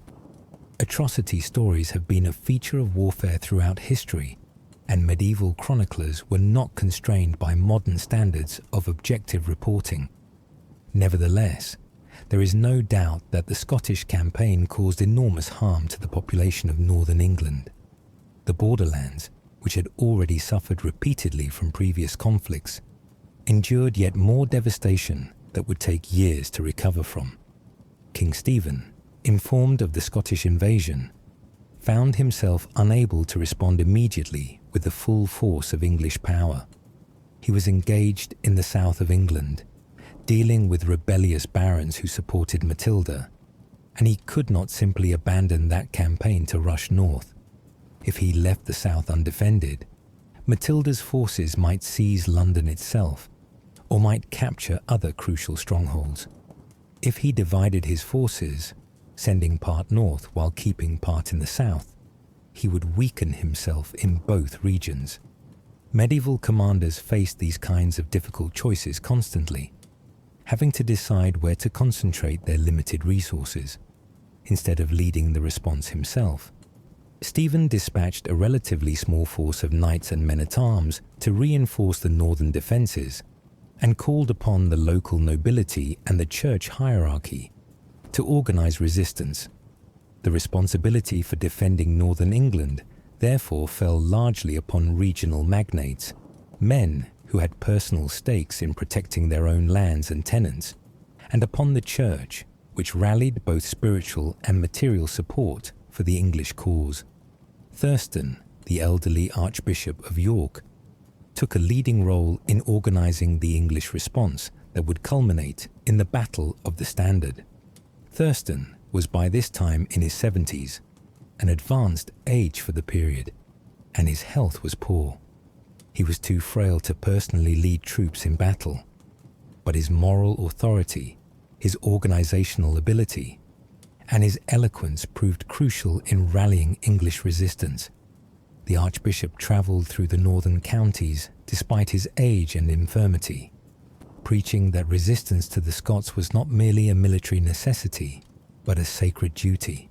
He framed the conflict in religious terms, arguing that those who fought to defend England against the invasion would be performing a service pleasing to God. He compared the situation to the Crusades in the Holy Land, suggesting that just as Crusaders fought against infidels who threatened Christian pilgrims and the holy sites, so English soldiers would be fighting against invaders who burned churches and murdered priests.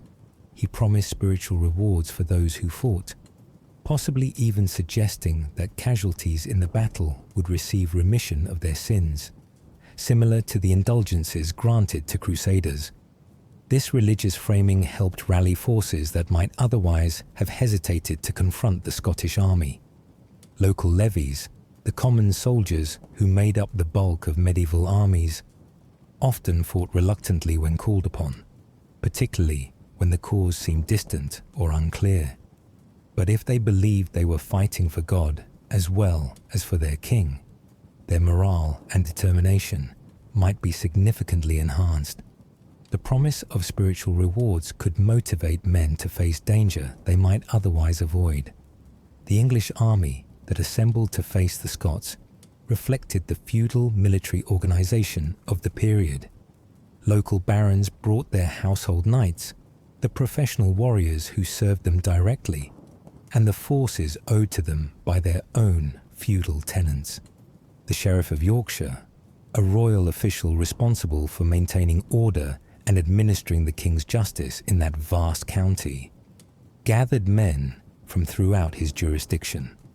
The great churches, the Archbishopric of York, the Bishopric of Durham, the various monasteries, contributed both fighting men from their extensive lands and sacred banners and relics to inspire the troops and to invoke divine protection.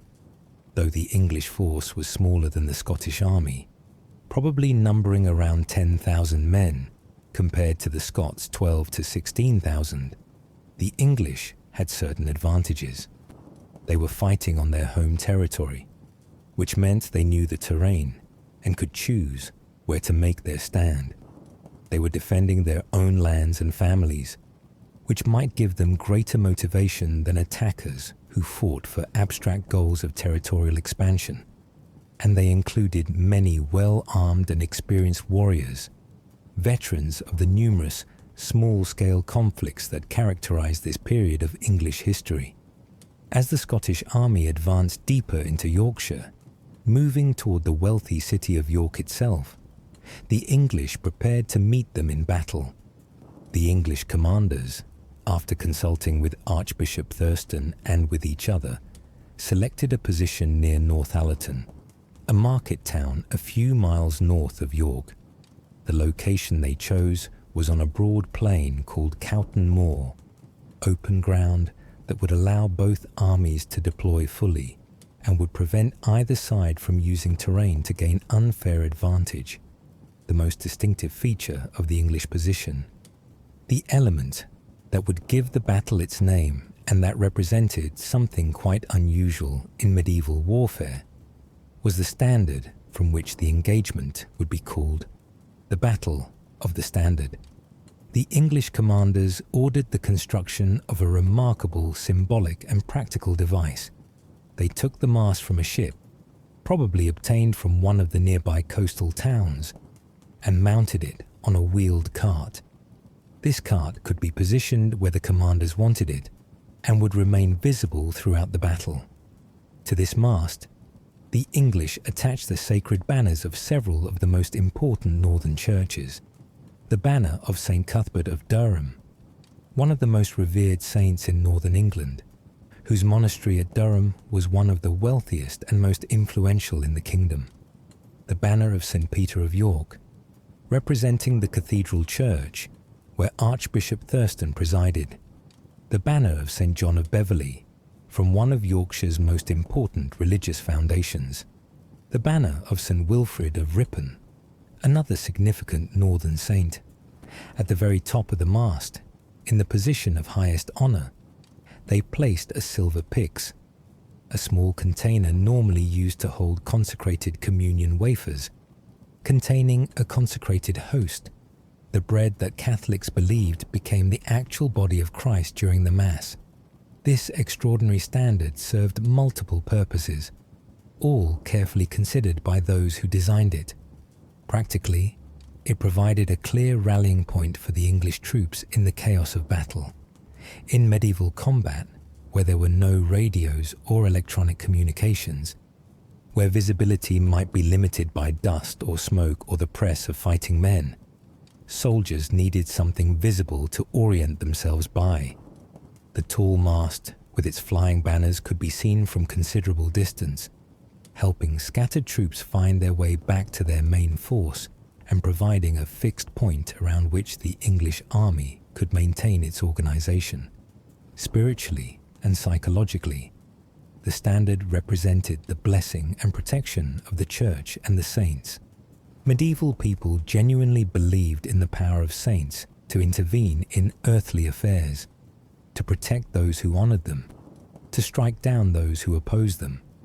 By gathering the banners of multiple powerful saints and crowning them with the consecrated host that was Christ's body, the English were not merely invoking divine protection, but were making the battle itself into something approaching a holy war. The presence of the consecrated host meant that Christ himself was present on the battlefield, witnessing the combat and presumably supporting those who fought in just cause. The standard also transformed the military engagement into something that transcended mere political or territorial dispute. This was not just King David fighting King Stephen for control of northern England. This was a confrontation between the Scottish invasion and the sacred order protected by England's most powerful saints. Any Scot who struck at the English army was, in a sense, striking at these holy figures. Any Scot who fought against the English was fighting against Christ himself, represented by the consecrated host. This framing put enormous spiritual pressure on both sides.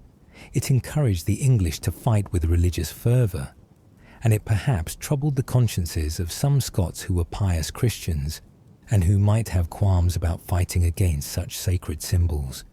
The English tactical deployment showed considerable sophistication and a good understanding of how to maximize their advantages while minimizing their disadvantages. The commanders, recognizing that they were outnumbered by the Scottish army, decided to fight dismounted rather than mounted. This was a significant tactical decision that went against much of the conventional wisdom of medieval warfare, which generally held that mounted knights were vastly superior to foot soldiers. Most of the knights and men-at-arms left their horses with guards in the rear of the position and took their places in the battle line on foot. This decision transformed the mounted knights into heavy infantry, sacrificing the mobility and shock power that cavalry provided, but gaining several important advantages. A formation of dismounted knights was much more stable and difficult to break than mounted troops. Men on foot could stand shoulder to shoulder, supporting each other, presenting a solid wall to enemy attack. They would not panic and flee as horses might if frightened by noise or by the sight of blood. Moreover, dismounting helped address the numerical disadvantage the English faced. A mounted knight needed considerable space to operate effectively, to have room to maneuver his horse, to be able to build up speed for a charge. Foot soldiers could be packed much more densely, meaning that the English could present a solid front across their entire position, without gaps that the enemy might exploit. The decision to fight on foot also made a statement about English determination. These men were literally planting their feet and declaring they would not retreat, would not flee, would stand and fight where they stood. The knights, in their mail armour and carrying shields, formed the centre and front ranks of the English line. Behind them stood additional ranks of men-at-arms, creating depth to the formation, so that if the front rank was pushed back or suffered casualties, fresh men could step forward to take their places. This layered defence was designed to absorb and withstand repeated attacks, to maintain the integrity of the line even under enormous pressure. Interspersed among the dismounted knights and positioned in front of them were large numbers of archers, men armed with powerful longbows. English archery had developed significantly since the Norman conquest, and by 1138, English armies regularly included substantial numbers of bowmen who could deliver devastating volleys of arrows.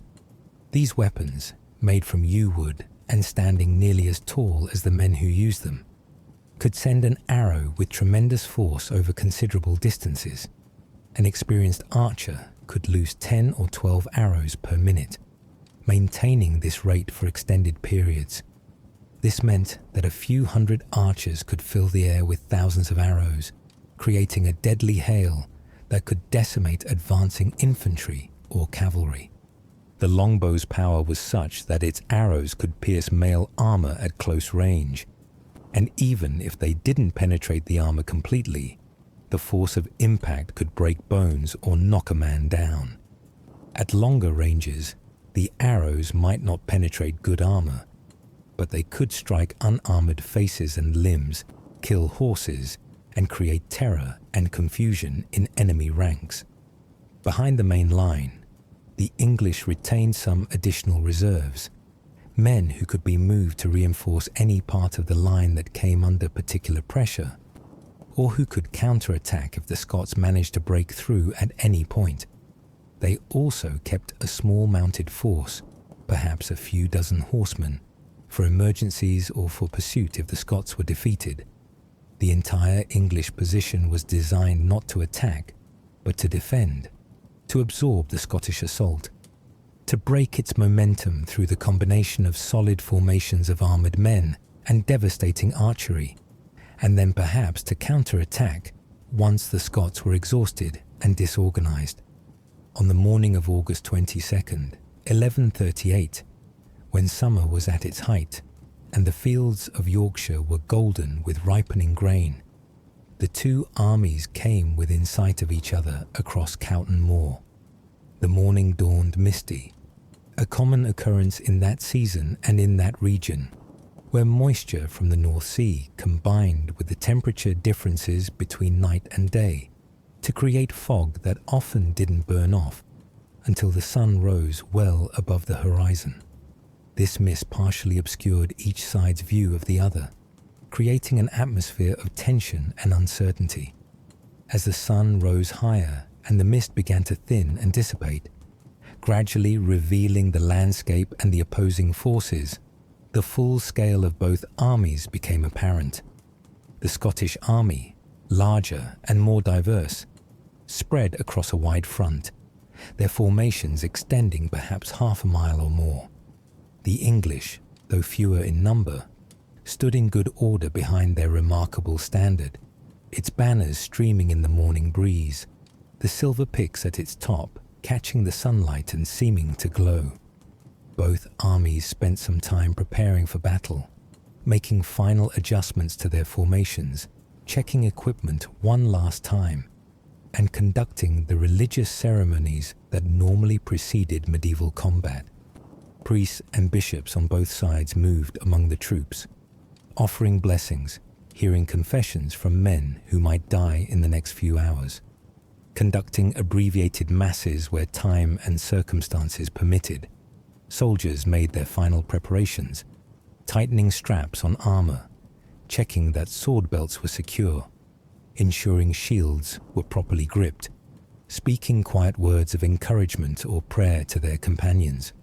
Before the battle commenced, there was considerable debate within the Scottish command about tactics, a debate that would have enormous consequences for how the battle unfolded and ultimately for its outcome. King David, who had learned Norman methods of warfare during his long years in England, and who had transformed the Scottish military to incorporate these methods, proposed that the army should attack with its mounted knights in the vanguard. This approach, which represented standard Norman tactical doctrine, would employ the shock power of heavy cavalry to break the English line, potentially winning a quick and decisive victory. The theory behind this approach was sound and had been proven in numerous battles throughout Europe since the Normans had perfected heavy cavalry tactics. A charge by armoured knights on powerful horses, all striking at nearly the same moment with their lances levelled, delivered enormous force concentrated on a relatively narrow front. The combination of the horses' mass and speed with the weight of the armoured riders and the length of their lances created an impact that could shatter infantry formations, sending men flying, breaking through lines, creating panic and disorder. If the Scottish knights could break the English line with their initial charge, the battle might be won in minutes. The English formation would fragment, with different sections becoming isolated from each other and from their commanders. Scottish infantry could then pour through the gaps, attacking the separated English units from multiple directions. The English, unable to maintain their cohesion, would likely break and flee, and what had been an army would become a crowd of individuals trying to escape. The Scottish cavalry could pursue them, cutting down fleeing soldiers, turning defeat into rout. However, the Galwegian warriors objected strenuously and vehemently to this plan, and their objections created a crisis in the Scottish command that King David would have to resolve. The men of Galloway insisted upon their traditional right to deliver the first attack, a right they claimed was based on ancient custom, on their proven courage in previous battles, on their identity as a warrior people who would not be relegated to supporting roles behind newcomers and foreigners. The Galwegian leaders pointed to their recent victory at Clitheroe, where a mixed force of Galwegians and other Scots had defeated a Norman force, as evidence that their traditional tactics could overcome even armoured knights. They argued that their courage and ferocity, their willingness to charge directly into enemy lines regardless of danger, their fearsome war cries and aggressive spirit would prove decisive against the English. They insisted that to deny them the honour of leading the assault would be an insult to their ancestors, a betrayal of Scottish tradition, a suggestion that Norman methods were superior to the ways that Scots had fought for generations. Moreover, the Galwegian leaders made clear that this was not merely a request, but a demand, and they backed their demand with a threat. If they were not given the honour of leading the assault, if they were relegated to a supporting position, while Norman knights took the place of honour that traditionally belonged to them, they would withdraw from the battle entirely. They would take their men and leave, refusing to participate in a fight where their traditions and their honour were not respected. King David found himself in an extremely difficult position. As a military commander, he believed the Norman tactical approach was more likely to succeed. He had seen heavy cavalry in action, had watched Norman knights break infantry formations, had learned from experienced Norman commanders. He understood the mathematics of warfare, that the shock power of a cavalry charge could achieve in minutes what might require hours of costly fighting if attempted by infantry alone. From a purely military perspective, attacking with the knights made sense, but he also had to consider morale, politics, and the unity of his army. The Galwegians were not merely foot soldiers who could be ordered around at will. They were proud warriors with their own traditions and their own leaders, men who fought for honour and glory as much as for any practical objective. If they withdrew from the battle, if they took their several thousand warriors and left, the Scottish army would be significantly weakened, and the Scots who remained might be demoralised by the defection of such renowned fighters. Moreover, the dispute raised larger questions about identity and authority within the Scottish kingdom. The Galwegians represented traditional Scottish warrior culture, rooted in Celtic customs that stretched back centuries. The Norman knights represented the new methods that King David was introducing, the transformation of Scotland to align it more closely with continental European practices. By siding with the Norman approach over the Galwegian tradition, David would be making a statement about which culture would dominate in the new Scotland he was building. The Galwegian leaders understood this symbolic dimension, which was why they felt so strongly about maintaining their traditional prerogatives.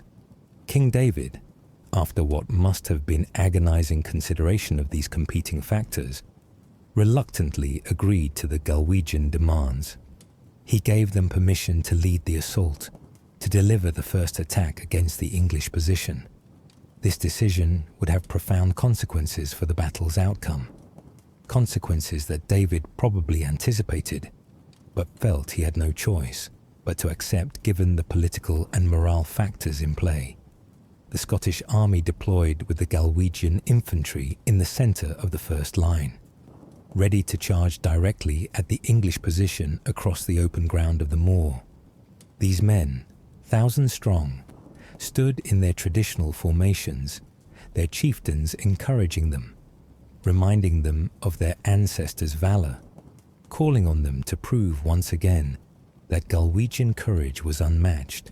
They beat their weapons against their shields in rhythm, creating a thunderous noise designed to intimidate their enemies and to work themselves up into the battle fury that would carry them across the dangerous open ground toward the English lines.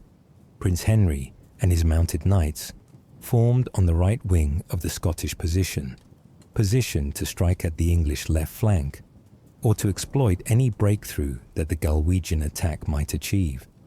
William, the young prince who would one day be known as William the Lion, was probably with his father King David in the reserve, positioned where they could observe the battle and commit forces where they were most needed.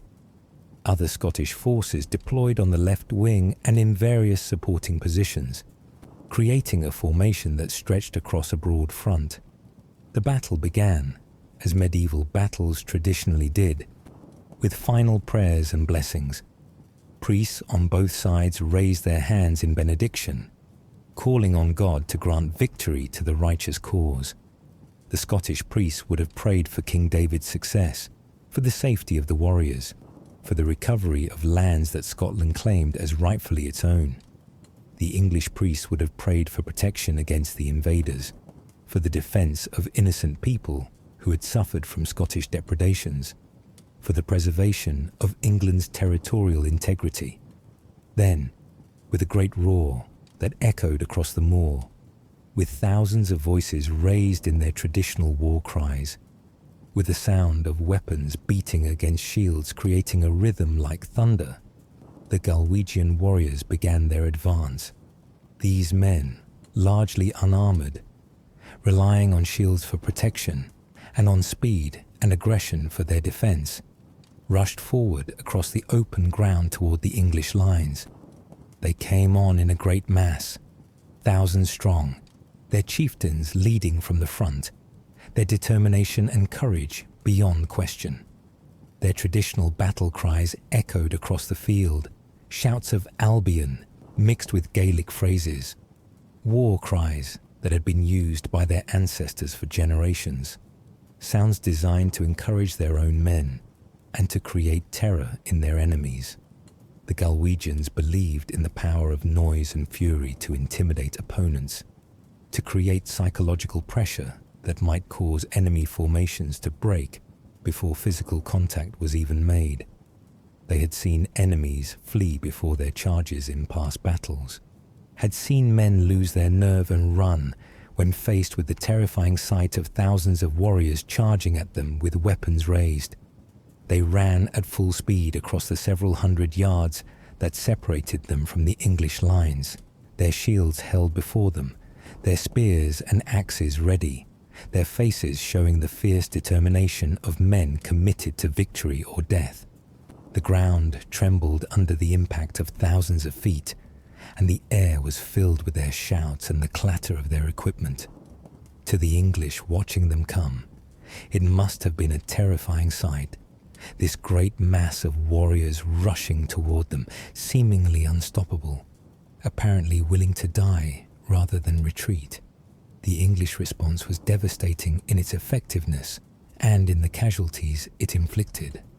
As the Galwegians closed the range, moving from several hundred yards away to perhaps 200 yards to 150 yards, the English archers who had been waiting patiently, their bows drawn and ready, received the command to loose. Hundreds of bowstrings snapped, sending a dark cloud of arrows arcing up into the air and then descending upon the advancing Scots. The arrows fell like deadly rain, like a storm of iron-tipped destruction. They struck shields with sharp cracking sounds, punching through the wood, sometimes piercing the shield completely and continuing on to strike the man behind. They found gaps in whatever armor the Galwegians possessed, which in many cases was very little. They pierced flesh and struck bone, each arrow capable of inflicting a wound that might kill immediately, or that might cripple and disable, leaving men to die slowly of blood loss or infection. Men fell by the dozens, then by the hundreds. Warriors struck down before they even reached the enemy, before they had any chance to strike back or to use their courage and weapons. Those in the rear ranks climbed over the bodies of the fallen, trying to maintain the momentum of their charge, refusing to let the casualties slow them down. Some warriors, their shields bristling with arrows, like the quills of hedgehogs, so full of shafts that the wood could barely be seen, continued to advance despite being wounded, despite having multiple arrows embedded in their flesh, driven forward by battle fury and determination, and perhaps by the shock that sometimes allowed wounded men to continue functioning for crucial minutes before they collapsed. The archers loosed volley after volley, each man sending arrow after arrow toward the advancing enemy. A skilled archer could maintain a rate of 10 arrows per minute, and if there were 300 or 400 archers, that meant 3,000 or 4,000 arrows per minute filling the air, an almost continuous rain of deadly shafts.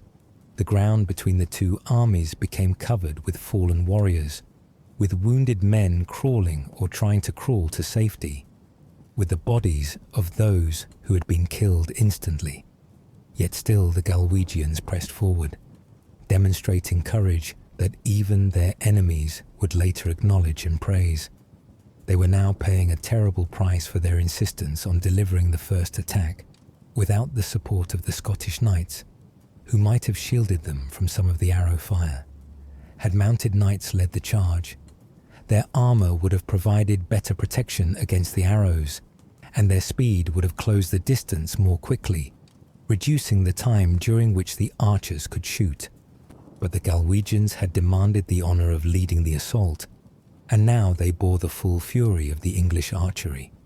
When the leading Galwegians finally reached the English line, having crossed perhaps 200 yards of open ground under continuous arrow fire, having lost hundreds or even thousands of their number to that merciless bombardment, they found themselves facing the solid wall of dismounted knights.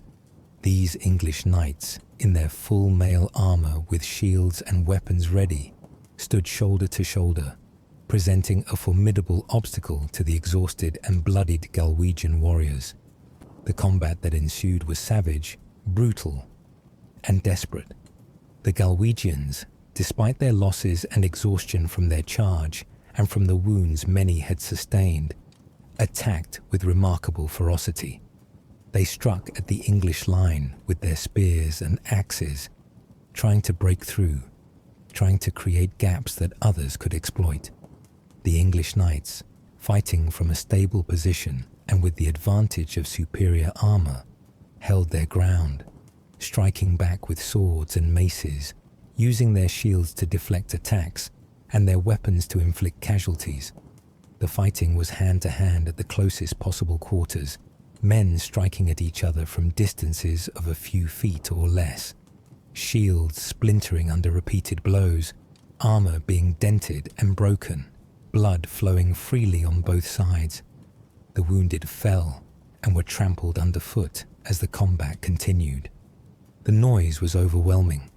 The clash of weapons against shields and armor, the screams of wounded men, the shouts of warriors encouraging their comrades or cursing their enemies, the orders of commanders trying to direct their troops. For a brief moment, the sheer weight and fury of the Galwegian assault actually pushed back portions of the English line. Some of the leading English ranks gave ground, forced back by the Galwegians who had fought their way to close quarters and who were not willing to yield despite their casualties. It seemed possible, for those few crucial minutes, that the Scottish attack might break through, that the Galwegian courage and determination might overcome the English defensive advantages. However, the English commanders rallied their men, calling on them to stand firm, reminding them that they fought for their homes and families, that retreat would mean disaster. The English knights in the second and third ranks moved forward to reinforce their comrades in the front line, filling any gaps that had opened, restoring the integrity of the formation. The line stabilized, then began to push back against the Galwegians, and the critical moment passed without a Scottish breakthrough. The Galwegian assault, having expended its initial momentum and having suffered catastrophic casualties, began to falter. The warriors who had charged with such courage found themselves unable to make further progress against the English position. More and more of them fell to English weapons, and the survivors, seeing their losses mounting and their attack stalled, began to lose heart. The chieftains who had led them, many of whom had been in the forefront of the fighting and had suffered accordingly, were themselves being struck down, leaving their followers without clear leadership, without their leaders to hold them together and to encourage them forward. The Galwegian formations began to lose cohesion. What had been an organized attack began to dissolve into individual combats, then into scattered groups of warriors fighting without coordination, then into men backing away from the English line, and finally into full retreat. The warriors who had attacked with such courage and determination now found themselves fleeing back across the ground they had just crossed, running from an enemy who pursued them with weapons drawn. It was at this critical moment in the battle, when the Galwegian assault had clearly failed and when the entire Scottish attack was in danger of collapsing, that Prince Henry made his move. Seeing the disaster unfolding in the centre of the Scottish line, recognizing that immediate action was necessary if the Scottish army was to have any chance of avoiding complete defeat, Henry led his mounted knights in a charge against a different section of the English line. The young prince, now 24 years old, and in his first major battle, demonstrated both tactical awareness and personal courage in this moment. Rather than simply retreating in the face of the setback to the main attack, rather than accepting defeat, he sought to create a new opportunity for Scottish success.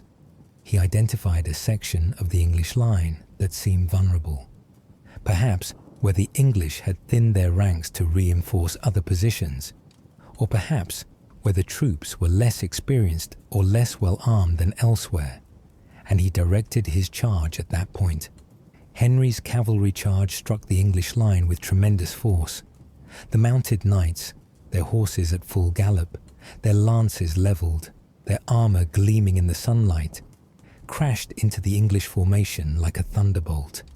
The impact of dozens of armoured riders and their horses hitting at the same moment was devastating. The section of the English line that Henry targeted gave way, unable to withstand the physical force of the charge, and the Scottish knights drove deep into the English position, creating a dangerous breach in their formation. For a few precious minutes that must have seemed like hours to those involved, it appeared that Henry's bold move might snatch victory from the jaws of defeat. His knights, having broken through the first line of English defenders, now found themselves behind the main English position, their charge having carried them completely through the enemy formation. The entire English army faced potential disaster if the Scottish breakthrough could be properly exploited. If additional Scottish forces could be brought up to support Henry's position, if the gap he had created could be widened, the English line might collapse entirely. Some accounts suggest that Henry and his knights even reached the area where the English horses were being guarded, threatening to capture or scatter them, which would have prevented the English knights from mounting up and would have left them unable to pursue if the Scots needed to retreat. The capture of the English horses would also have represented a significant material victory, as destriers were extremely valuable, and their loss would have been a serious blow to English military capability. However, the English commanders, experienced warriors who had participated in many battles and skirmishes, responded quickly and effectively to this crisis. The mounted reserve that the English had kept back, a small force of perhaps a few dozen horsemen who had remained mounted throughout the battle specifically for such emergencies, moved to engage Henry's knights. Other English forces, showing the discipline and training that came from their feudal military organization, turned to face the new threat in their rear. The combat became confused and fragmented, breaking down from organized battle into a series of smaller fights scattered across the field. Henry fought with great courage during this phase of the battle, demonstrating the martial prowess that medieval society so highly valued. Contemporary accounts, even those written by English chroniclers, who had no particular reason to praise a Scottish enemy, acknowledged Henry's bravery and skill in combat. He personally engaged in the fighting, wielding his weapons alongside his men, encouraging them by his example, showing that he was willing to face the same dangers that they faced. This personal leadership, this willingness of a commander to fight in the front ranks rather than directing operations from safety, was considered essential to effective medieval leadership. Yet courage and skill, however admirable, could not overcome the unfavorable tactical situation in which Henry found himself. His force was isolated from the rest of the Scottish army, surrounded by English troops, taking casualties from attacks from multiple directions. The knights under his command were brave and well trained, but they were heavily outnumbered by the English forces that were converging on their position. Their horses were tiring from the exertions of the charge and the continued fighting, and some mounts had been wounded or killed, leaving their riders to fight on foot, unable to hold the ground they had taken, unable to receive reinforcements from other Scottish forces whose own attacks had been broken, unable to achieve the decisive breakthrough that might have turned the battle in Scotland's favour. Henry and his surviving knights were forced to withdraw. They fought their way back out of the English position, a fighting retreat that was itself a demonstration of discipline and courage. Many of Henry's men did not survive this phase of the battle, falling to English weapons as they tried to extract themselves from the perilous situation. A fighting retreat is one of the most difficult military operations, requiring troops to maintain their discipline and cohesion while backing away from an enemy who is pressing them hard. Men need to continue fighting while moving backward, protecting their comrades, maintaining formation despite losses. It requires leadership to keep men from panicking and fleeing individually, which would turn an orderly retreat into a rout. Henry somehow managed to maintain enough control over his forces to extract at least some of them from the dangerous position they had reached. Meanwhile, the Galwegian warriors, having suffered catastrophic casualties in their initial assault, were now in full retreat. The English archers continued to shoot at them as they fled, and English men-at-arms pursued them across the field, cutting down those too slow or too badly wounded to escape. The slaughter during this pursuit phase was terrible, as medieval battles often inflicted their highest casualties on defeated forces that broke and ran. An organized formation, maintaining cohesion, could defend itself even while retreating. But men fleeing individually, throwing away their weapons and shields to run faster, becoming separated from their comrades, were vulnerable to being run down and killed by pursuers. The plain that had been an open field that morning became covered with Scottish dead and wounded. Bodies lay scattered across hundreds of yards, clustered most thickly where the Galwegian attack had struck the English line, but spread across the entire battlefield. The wounded who could move tried to crawl away, seeking shelter or hoping that someone might help them. The more severely wounded lay where they had fallen, waiting for death or for help that might not come. The ground was slick with blood, and the air was filled with the groans and cries of wounded men, with the sounds of horses in distress, with the shouts of victorious English soldiers celebrating their triumph. Other portions of the Scottish army, seeing both the Galwegian disaster and Henry's repulse, began to withdraw as well. What had started as a tactical retreat by some units quickly spread as more and more Scottish soldiers decided that the battle was lost and that continuing to fight would only result in further casualties without any hope of changing the outcome. The withdrawal accelerated into a general retreat, then into a rout as discipline broke down and men fled the field in disorder. King David, still commanding from his position with the reserves, tried to maintain order and organize a fighting withdrawal that would preserve as much of his army as possible. But the battle was clearly lost beyond any hope of recovery. The Scottish king himself narrowly avoided capture, managing to depart the field with only a small escort of loyal followers. That he escaped at all was perhaps partly due to the English decision not to pursue too aggressively. The English commanders, having won the battle, were perhaps content with that victory and unwilling to risk their own casualties in a pursuit that might lead them into ambushes, or that might allow the Scots to turn and fight if pressed too hard. The Battle of the Standard ended in complete English victory. The Scottish army had been decisively defeated, suffering enormous casualties that would take years to replace. English chroniclers, admittedly prone to exaggeration, claimed that more than 10,000 Scottish warriors died that day. This figure is almost certainly too high. Medieval chroniclers routinely inflated casualty figures to make victories seem more impressive. But even if we reduce this estimate substantially, the losses were clearly severe, particularly among the Galwegian infantry, who had borne the brunt of the fighting. The plain was covered with Scottish dead, so many that the local population, when they emerged from wherever they had taken shelter during the battle, found themselves with the enormous and grim task of burying the fallen. Mass graves were dug, and hundreds or thousands of bodies were interred without ceremony, without even the basic Christian funeral rites that people of that era believed were essential for the salvation of the soul.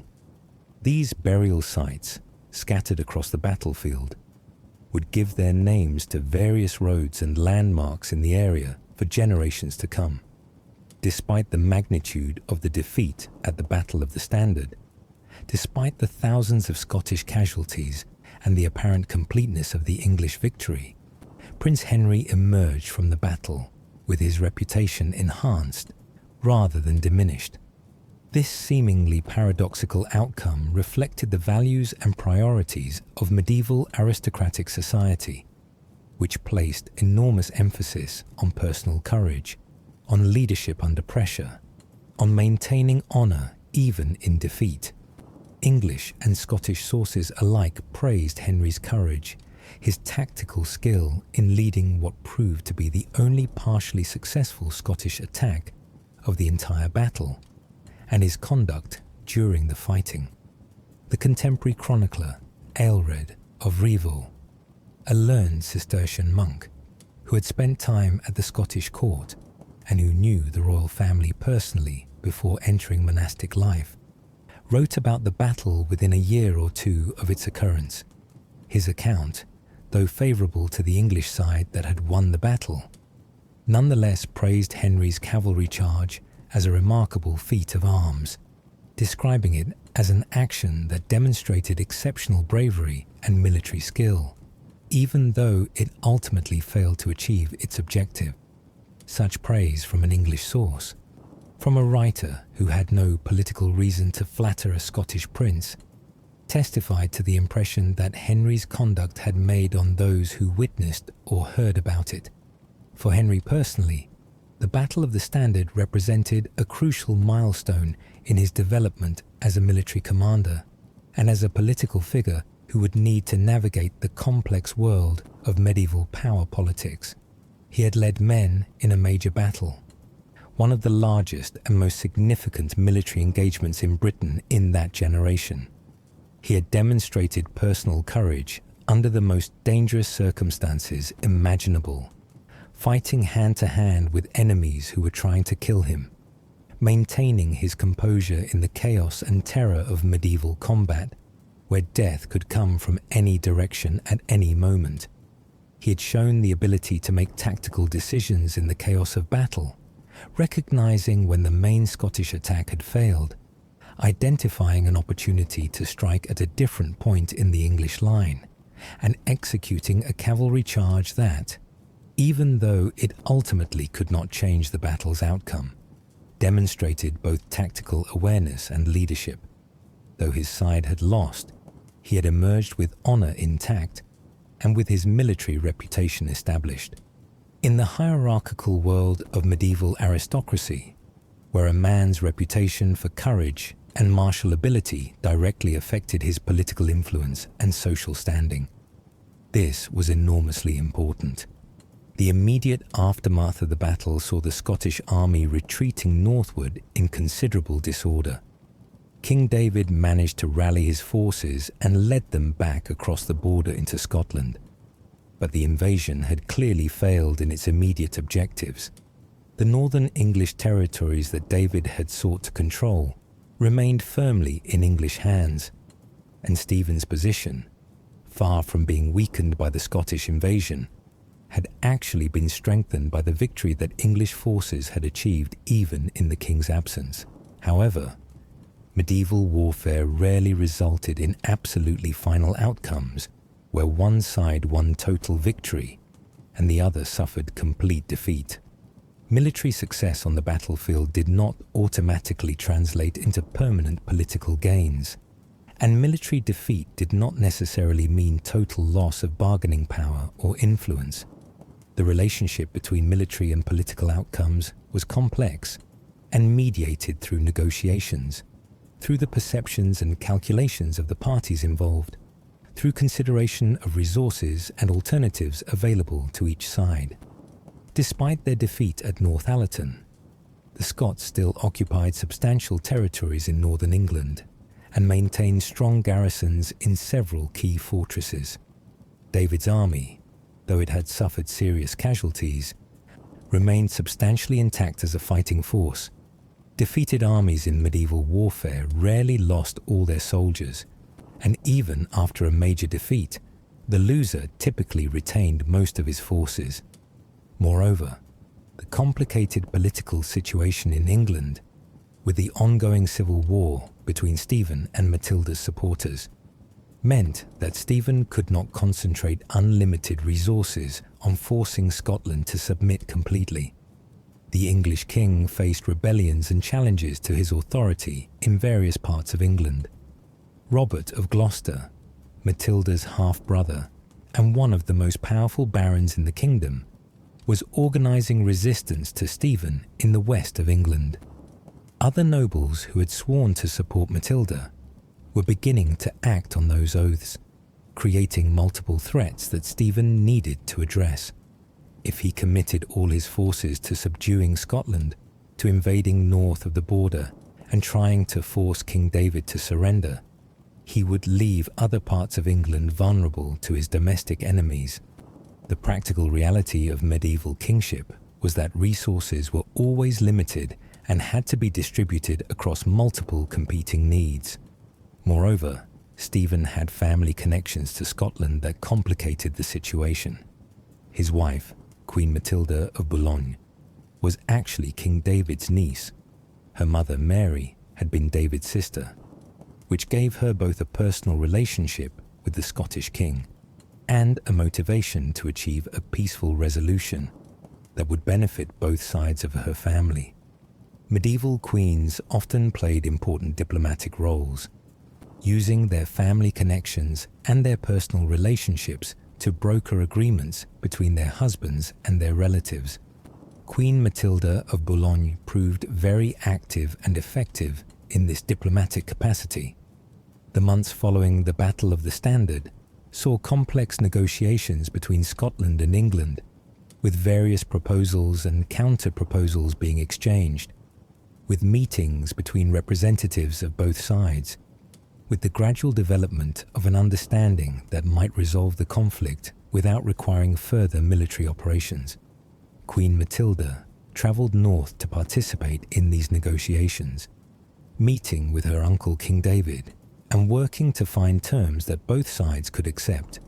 The Treaty of Durham, which was formally concluded on April 9, 1139, approximately 8 months after the Battle of the Standard, represented a masterpiece of medieval diplomacy and a demonstration of how military defeat could be transformed through skilled negotiation into acceptable political outcomes.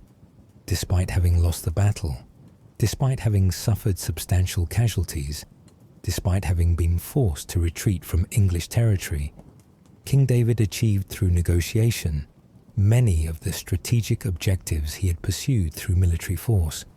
The treaty confirmed Prince Henry in possession of the Earldom of Carlisle, one of the key fortresses controlling the western end of the Anglo-Scottish border. Carlisle, with its strong castle and its strategic location, had changed hands multiple times over the previous decades, and Scottish control of it represented a significant advantage. The treaty also granted Henry effective control over Cumberland, the large regions surrounding Carlisle, and over Westmoreland and the parts of Lancashire north of the Ribble River. These were substantial territories, agriculturally productive, generating significant revenues, and strategically important for controlling access between England and Scotland. Most significantly from the Scottish perspective, Henry was formally invested with the Earldom of Northumberland, one of the most important and prestigious noble titles in England. Northumberland was the large and wealthy territory stretching along England's northeast coast, including significant towns, numerous castles and fortifications, productive agricultural land, and strategically vital coastal access. The earldom carried not just land, but also enormous prestige. The Earl of Northumberland was one of the great nobles of England, a figure of national importance, someone whose voice would be heard in royal councils, and whose military forces could significantly affect the balance of power in any conflict. This settlement meant that Henry, at age 25, became one of the most powerful nobles in Britain, controlling territories that stretched from southern Scotland through the northern counties of England down into the Midlands where his Huntingdon estates lay. His domain spanned hundreds of miles, encompassed hundreds of thousands of acres of land, included dozens of castles and fortified manor houses, generated revenues that would make him wealthier than most kings of smaller kingdoms. In practical terms, Henry governed a cross-border principality, a collection of territories united under his personal authority regardless of whether they technically belonged to the Kingdom of Scotland or the Kingdom of England. He controlled key fortresses at Carlisle, at various points throughout Northumberland, and at Huntingdon. He collected revenues from numerous towns and estates within his territories, agricultural production from his domain farms, rents from his tenants, tolls from markets held on his lands, judicial fees from courts held in his name, and all the various sources of income that a great medieval lord commanded. He could call upon the feudal service of many knights and their followings. The treaty specified that he could require military service from the barons and knights who held lands within his earldoms, giving him a substantial military force independent of what his father the king could raise from Scotland proper. The treaty did, however, require certain concessions from the Scottish side, concessions that limited how far David and Henry could push their advantages, and that maintained at least nominal English authority over the disputed territories. The great border fortresses of Bamberg and Newcastle, two of the strongest and most important castles in northern England, remained in King Stephen's direct control, rather than being granted to Henry. This meant that English royal power maintained a presence in the region, that Stephen could station garrisons in the heart of the territories nominally controlled by Henry, and that any future Scottish aggression would face immediate opposition from these strongholds.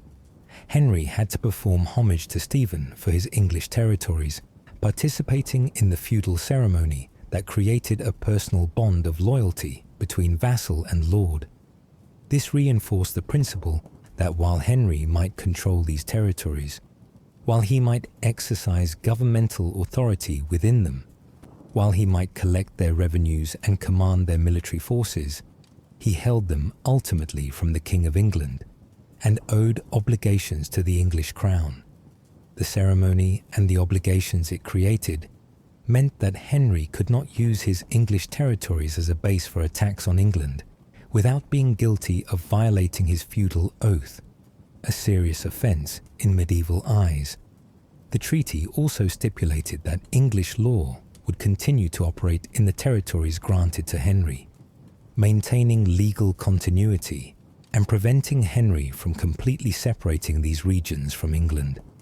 The barons and knights who held lands within Henry's earldoms were permitted to render their military service and homage to the Scottish prince, but they retained their status as English landholders subject to English law. This created a complex situation where the same individuals might owe obligations to both Scottish and English authorities, but it preserved the formal connection between these territories and the English crown. As part of the settlement, or very shortly thereafter in circumstances that suggest it was connected to the treaty negotiations, even if not formally included in the written agreement, Henry's marriage was arranged to Ada de Warenne. This marriage alliance served multiple political purposes and connected Henry to one of the most powerful and influential families in Norman England. Ada was the daughter of William de Warenne, who had been the second Earl of Surrey until his death in 1138, just a few months before the Battle of the Standard. Through her father, Ada belonged to a family that had come to England with William the Conqueror and had been granted extensive lands as reward for their support during the Norman conquest. Ada's mother was Elizabeth of Vermandois, which connected Ada to the French royal house and to the highest levels of continental European aristocracy. Elizabeth was the daughter of Hugh the Great, who had been Count of Vermandois and who was brother to King Philip I of France. Through this connection, Ada carried royal French blood, making her a bride of exceptional distinction, someone whose marriage to Henry represented a significant elevation of his own prestige and a connection to the most powerful dynasty in Western Europe. The marriage alliance connected Henry not only to Ada's immediate family, but to the broader network of the Warenne family's allies and interests throughout England and Normandy. Ada's brother William, who had inherited their father's title and become the third Earl of Surrey, was one of King Stephen's strongest supporters and one of the most powerful barons in southern England. Ada's half-brothers were the famous Beaumont twins, Robert and Warenne, sons of Elizabeth of Vermandois by her first marriage. These twins were among the most influential nobles in both England and Normandy. holding important titles, commanding substantial military forces, and playing crucial roles in the politics of both kingdoms. By marrying Henry to Ada, the treaty's architects were binding the Scottish prince more closely to Stephen's party, creating family connections that might moderate future Scottish aggression against England. If Henry's brother-in-law was one of Stephen's chief supporters, if his wife's half-brothers were key figures in Stephen's coalition, Henry might be less likely to support military actions against Stephen's interests. Medieval politics frequently use marriage alliances in this way, creating webs of family relationships that were supposed to promote peace and cooperation between potentially hostile parties. Some chroniclers, including the respected historian Orderic Vitalis, claimed that the marriage between Henry and Ada was a love match, suggesting that genuine affection existed between them from the start, rather than the marriage being purely a political arrangement. This claim is difficult to verify.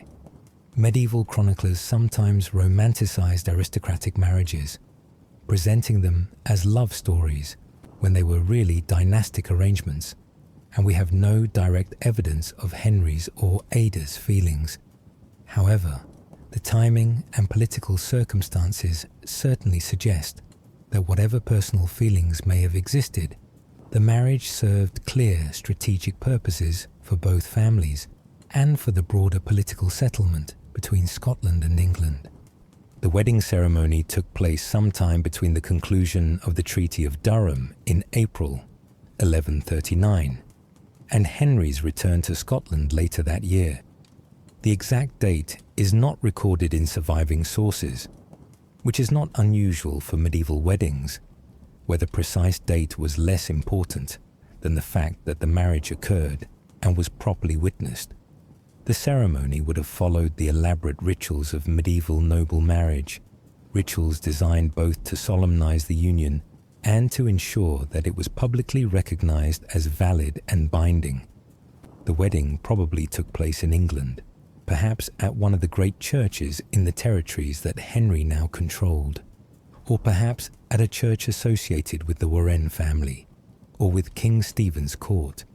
A senior churchman would have officiated, probably a bishop given the high rank of the participants, conducting the ceremony according to the rites of the medieval Catholic Church. The service would have begun outside the church building, where Henry and Ada would have exchanged their vows in the presence of witnesses, publicly declaring their consent to the marriage and their commitment to each other. Henry would have formally endowed Ada with her dower, the portion of his lands and revenues that would belong to her for her lifetime and that would support her if she outlived him. This was not merely a formality, but a crucial legal and economic arrangement. A widow's dower was her primary means of support and gave her independent status and resources. The dower settlement would have been carefully negotiated before the wedding, with Ada's family ensuring that she received appropriate provision, and would have been publicly announced and documented at the ceremony. After the exchange of vows outside the church, the wedding party would have processed inside for the nuptial mass, a special version of the Catholic Mass that included prayers and blessings specifically for the married couple. The ceremony would have included readings from Scripture, particularly passages about marriage from the Old and New Testaments, prayers asking God to bless the union and to grant the couple children, and the solemn moment when the priest blessed the marriage bed that the couple would share. The Mass would have concluded with the giving of communion to the bride and groom, and to at least some of those assembled. Following the religious ceremony, there would have been days of feasting and celebration, as was customary for aristocratic weddings. The scale of these celebrations would have reflected the importance of the families involved.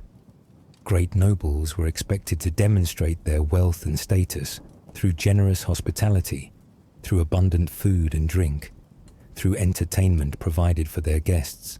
There would have been multiple courses at the wedding feast, with elaborate dishes prepared by skilled cooks, with fine wines imported from France, with musicians providing entertainment, with perhaps minstrels or jongleurs performing songs and stories.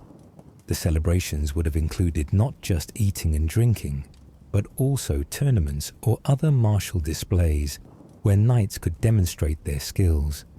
These might have included jousts, where two mounted knights charged at each other with lances, each trying to strike his opponent and knock him from his horse. There might have been melees, mock battles where teams of knights fought each other with blunted weapons, providing entertainment while allowing warriors to practice their skills. Such events were dangerous even with precautions. Knights were sometimes seriously injured or even killed in tournament accidents, but they were considered essential demonstrations of aristocratic prowess. Ada, upon her marriage, became Countess of Huntingdon and Northumberland, titles that reflected her husband's status and that gave her substantial position in her own right. She received grants of lands in Scotland, including estates at Haddington and Crail in East Lothian, territories that had been carefully selected to provide her with revenues and with a residence where she could maintain her own household. Haddington was a prosperous market town in the fertile lands south of Edinburgh, a place where the surrounding countryside produced good agricultural yields and where trade generated additional income. Crail was a coastal settlement with access to fishing and to maritime trade. These Scottish estates served multiple purposes. They provided Ada with income independent of her husband's control, giving her resources she could use to maintain her household, to reward her own servants and followers, to support religious institutions through charitable donations, and to exercise the kind of patronage that was expected of a great lady. They also gave her a place in Scottish society, lands where she was the lady, where people owed obligations to her, where she had responsibilities and rights. They created connections between Ada and Scotland that went beyond her marriage, making her not just an Englishwoman who had married a Scottish prince, but someone with her own stake in the Scottish kingdom. The new countess was approximately 19 or 20 years old at the time of her marriage, making her 4 or 5 years younger than her husband. This age difference was typical of medieval aristocratic marriages, where brides were usually in their late teens or early 20s, while grooms might be somewhat older, particularly if the groom was an heir who had been waiting to marry until he had established himself politically and economically.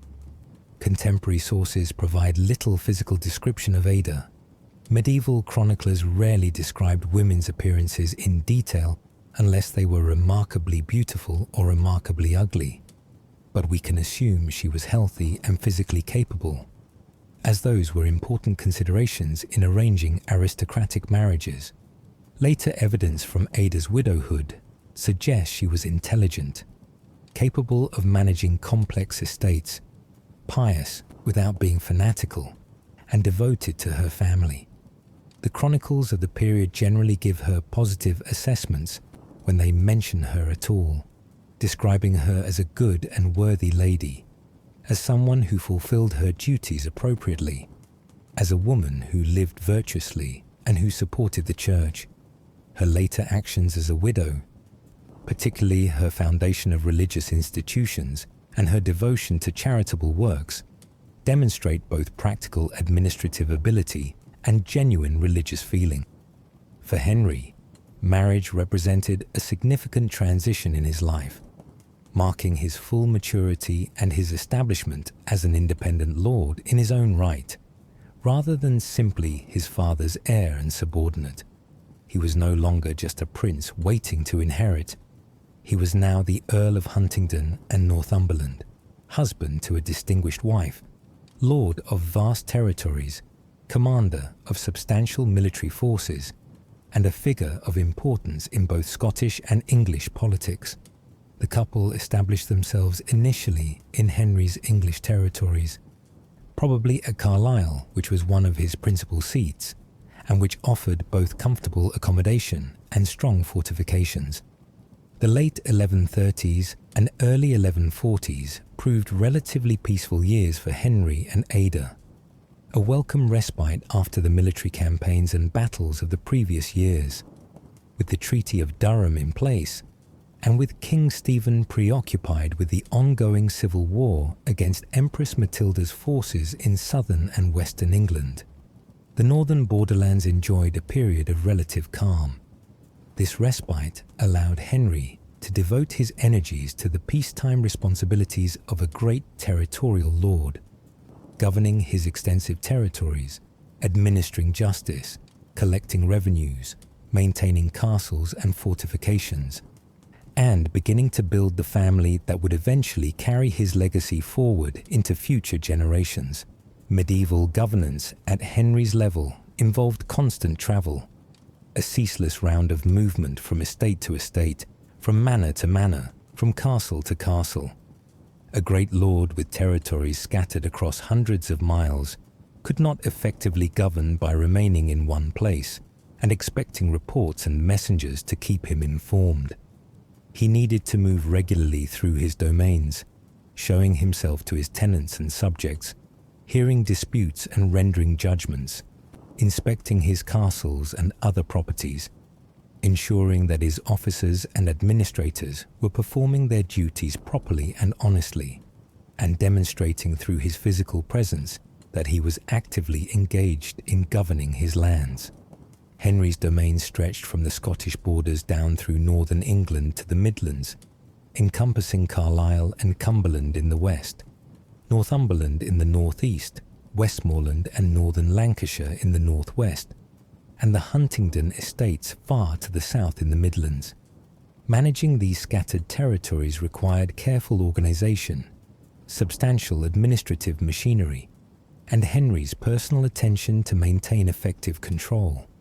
He needed to know what was happening in each region, which local magnates were loyal and which required watching, what revenues were being collected, and whether his officials were honest or corrupt, what repairs his castles needed, what disputes needed his intervention.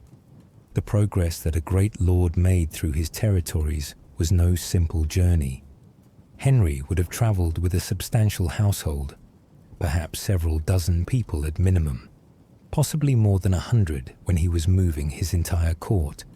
This household included knights and men-at-arms for protection, stewards and chamberlains who managed the household's practical affairs, chaplains who conducted religious services, clerks who handled correspondence and documents, grooms who cared for the horses, servants who cooked meals and maintained equipment, and various other personnel necessary for the functioning of a great lord's establishment.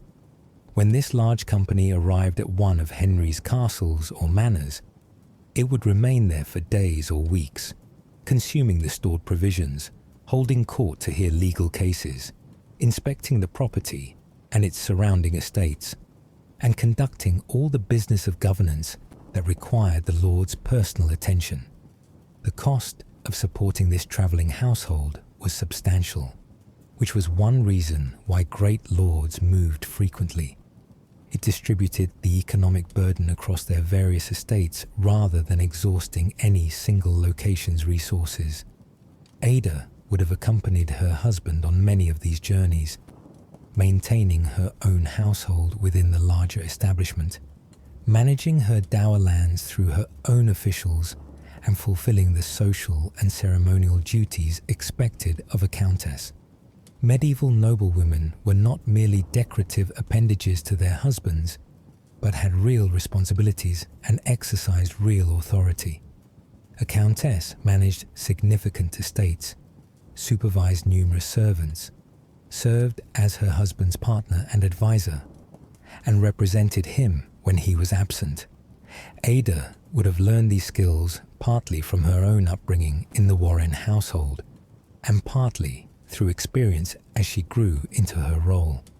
The couple's first child, a daughter, was born around 1139 or 1140, within the first year or two of their marriage.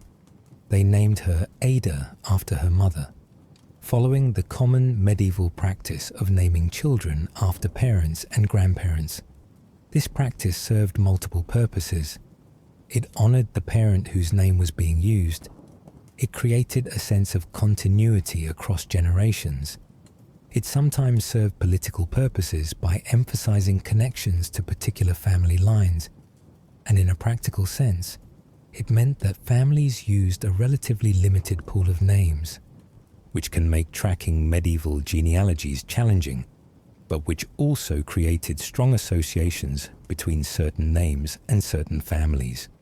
The birth of a healthy child, particularly after the period of time required for conception and for carrying the pregnancy to term, would have been a source of tremendous joy and relief for Henry and Ada. Medieval infant mortality was horrifyingly high by modern standards.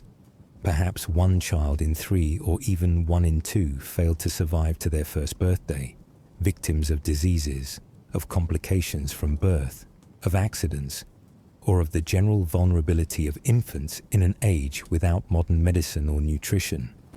The safe delivery of a living child was never something that could be taken for granted, and every successful birth was cause for celebration and thanksgiving.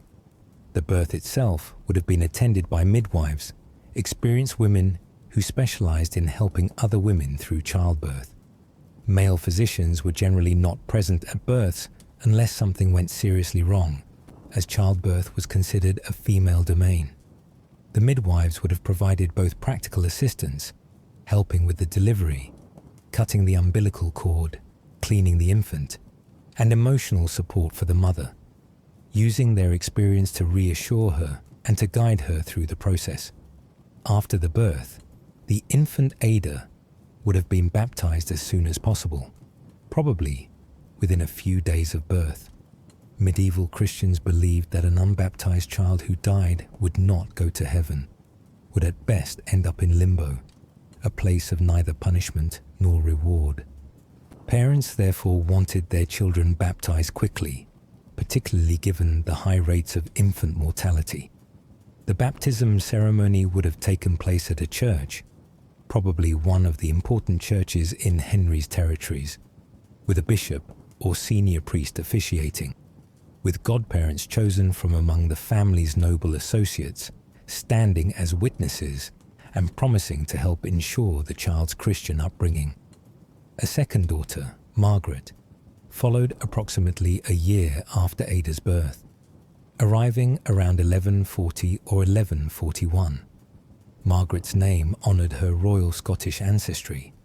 She shared the name of her great-grandmother, St. Margaret of Scotland, who had been King David's mother and who had already been venerated as a saint even before her formal canonization in the year 1150. The choice of this particular name reflected the family's consciousness of their heritage, their pride in their connection to the saintly queen, and their desire to associate their daughter with that holy ancestor. St. Margaret had been an extraordinary woman, a princess of the Anglo-Saxon royal house who had fled to Scotland after the Norman conquest, married King Malcolm III, and had undertaken to reform and strengthen the Scottish Church. She had been known for her personal piety, her charitable works. She was said to have washed the feet of the poor in imitation of Christ, and her influence over her husband and children. She had died shortly after learning that her husband and eldest son had been killed at Alnwick in 1093, and she was widely regarded as a saint long before the church formally recognized her sanctity. By naming their daughter after St. Margaret, Henry and Ada were doing more than simply choosing a pretty name. They were connecting their child to this revered ancestor, invoking her memory and her sanctity, perhaps hoping that the saint would watch over her namesake from heaven. They were also making a statement about their family's identity and heritage, affirming their connection to the Scottish royal line and to its most celebrated female figure. During these early years of marriage and family life, Henry continued to participate in his father's governance of Scotland. even while managing his own extensive English territories. When King David held courts at Edinburgh, where the royal castle perched dramatically on its volcanic rock, commanded views across the Firth of Forth and the surrounding countryside, or at Stirling, where another fortress controlled the vital crossing of the Forth River and served as the gateway between the lowlands and the highlands, or at Perth in the heart of the kingdom, or at Roxburgh in the borders, Henry often attended these assemblies. At these royal courts, Henry witnessed charters being issued, the formal documents by which King David granted lands or privileges to various recipients.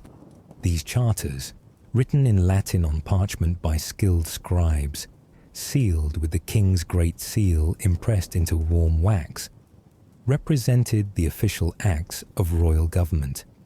They might grant estates to monasteries, confirm nobles in possession of their lands, establish new royal burghs with special trading privileges, or settle disputes about who owned particular properties.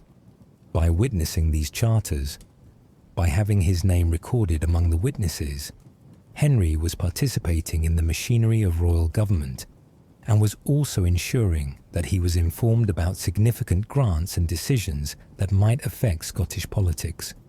He participated in the councils where important decisions were made about everything from appointments to bishoprics.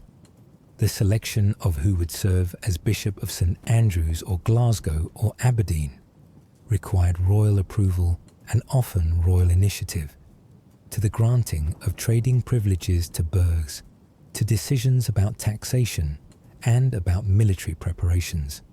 These councils brought together the king's principal advisors and the great magnates of the kingdom, creating a forum where different interests could be represented and where major policies could be discussed before being implemented. Henry learned through these experiences how the machinery of medieval government actually functioned, gaining practical knowledge that would serve him well had he lived to inherit the throne.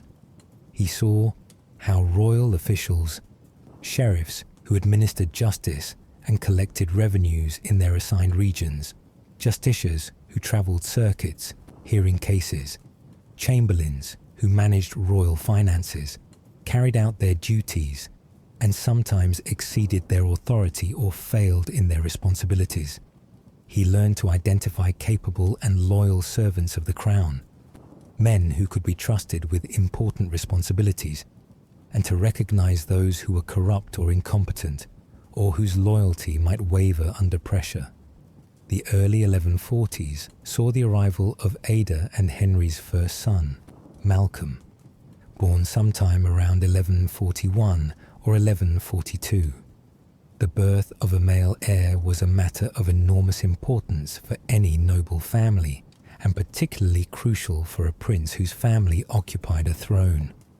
While daughters could inherit lands and titles in medieval society, and some women did become queens in their own right, kingdoms generally passed through the male line when possible, and societies strongly preferred male succession. Malcolm's arrival ensured that Henry's line had a male heir, providing stability and continuity for the future. If Henry eventually inherited the Scottish throne, Malcolm would presumably succeed him, continuing the dynasty. Even if something happened to Malcolm, the presence of any male heir was significant, and additional sons would provide further security. The birth must have been celebrated with particular joy and relief, with special prayers of thanksgiving in the churches, with gifts distributed to the poor in celebration, with feasts held to mark the occasion.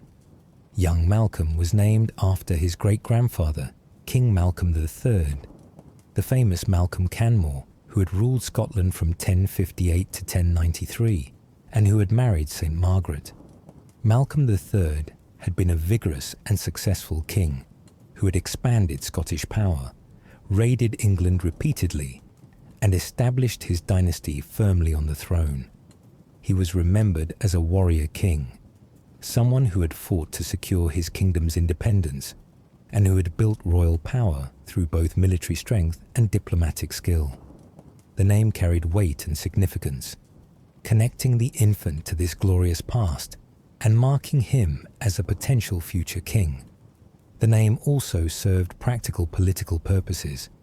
By giving his son this particularly Scottish name, Henry was affirming his family's Scottish identity and heritage, reminding everyone that despite his English titles and his English estates and his English wife, he remained the heir to the Scottish throne.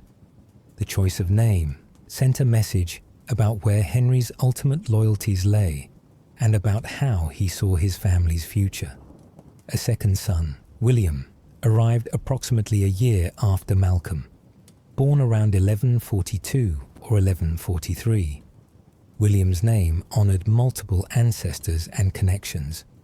Most immediately, it honoured Ada's father, William de Warenne, who had died just before Henry and Ada married, but who had been a powerful and influential Earl. The name also perhaps gestured toward William the Conqueror, whose conquest of England had shaped the entire political landscape in which Henry's family operated, and whose descendants still ruled both England and Normandy. Like his older brother, William represented security for the dynasty's future. Medieval families faced constant uncertainty about survival.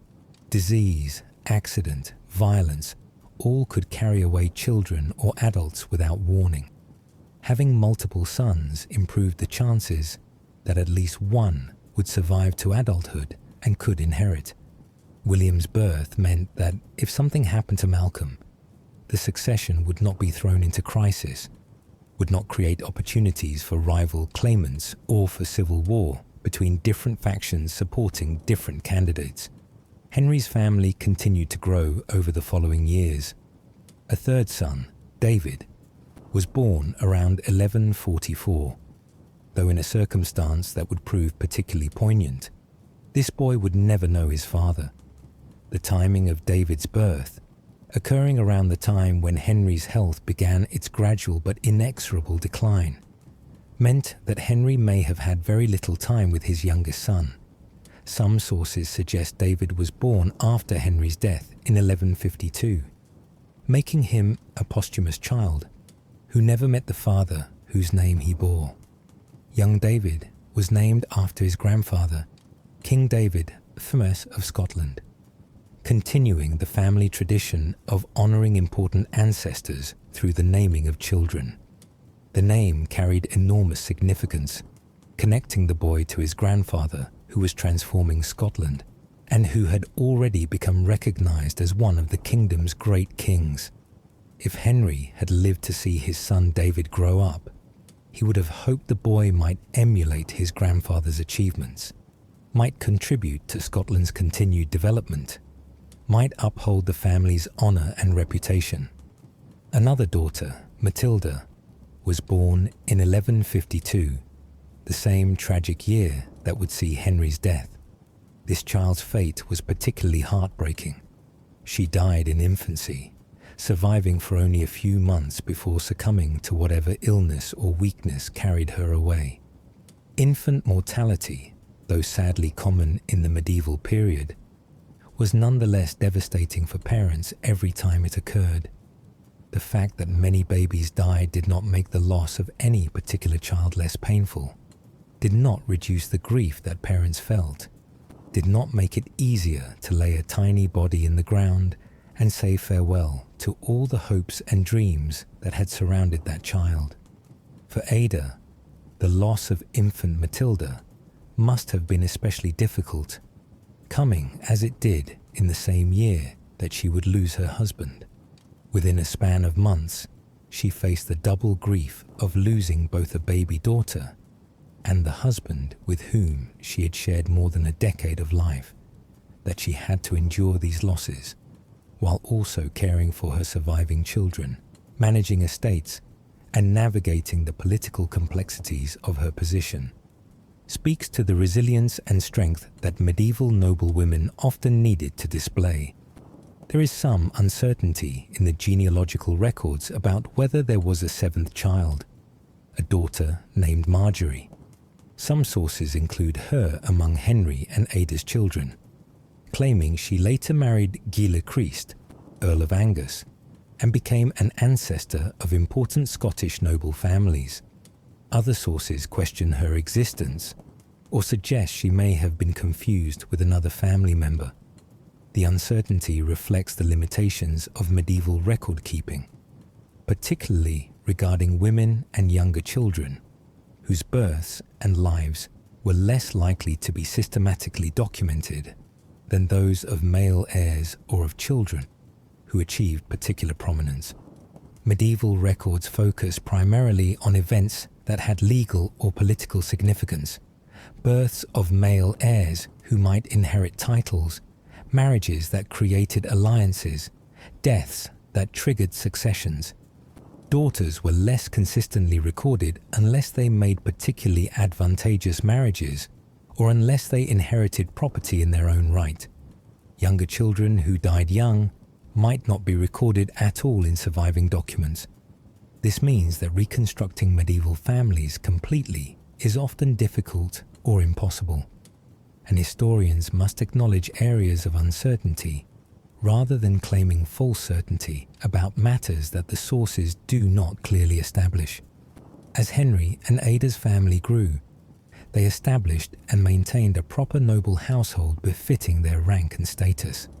Such a household in the mid-12th century was a complex establishment with numerous personnel fulfilling various functions. At its core were the knights and men-at-arms who provided military service and protection. A great lord like Henry needed to maintain a permanent military force, both to defend his territories and to fulfill his obligations to provide military service to his overlords. These household knights lived in Henry's castles or on estates granted to them, maintained their military equipment and training, and stood ready to follow Henry to war when called upon. The household also included numerous administrative officials who managed the practical affairs of running a great territorial lordship. Stewards oversaw the general operations of the household and managed agricultural production from the demesne lands that Henry held directly rather than granting them to tenants. Bailiffs collected rents and other revenues from tenants, ensured that obligations were fulfilled, and reported to the stewards about the economic condition of various estates. Reeves managed individual manors, supervising agricultural work, maintaining buildings and equipment, and ensuring that the manor produced the revenues and agricultural goods expected of it. Chaplains conducted religious services for the household, heard confessions, administered the sacraments, and provided spiritual counsel. A great lord's household typically had several chaplains, as regular religious observance was an important part of noble life, and as the household needed enough priests to serve its spiritual needs. The chaplains also often served as secretaries and clerks, since literacy in Latin was primarily found among the clergy, and maintaining a great lordship required producing numerous documents, letters, charters, accounts, reports. Servants handled every conceivable domestic task. Cooks prepared meals for the household, which in a great noble establishment meant cooking for dozens or even hundreds of people daily. Grooms cared for the horses, vital animals that provided transportation, military power, and status symbols. Falconers maintained the hunting birds that provided both sport and food. Huntsmen managed the hunting activities that were important for both recreation and for supplementing the household's food supply. Laundresses washed clothes and linens. Seamstresses made and repaired garments. Armourers maintained weapons and armour. The list went on, with specialists for every significant function. The education of Henry and Ada's children would have begun early, even while they were still very young. Medieval people understood that children needed to be shaped and trained, that appropriate behaviours and knowledge needed to be instilled from the earliest ages. Even as toddlers, the young princes and princesses would have been exposed to the expectations and behaviors appropriate to their rank.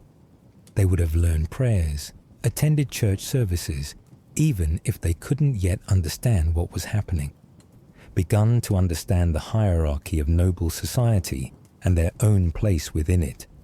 As the boys grew older, their education would have become more formal and structured. Malcolm and William would have been taught to ride horses, starting with gentle ponies suitable for small children, and gradually progressing to larger and more spirited mounts.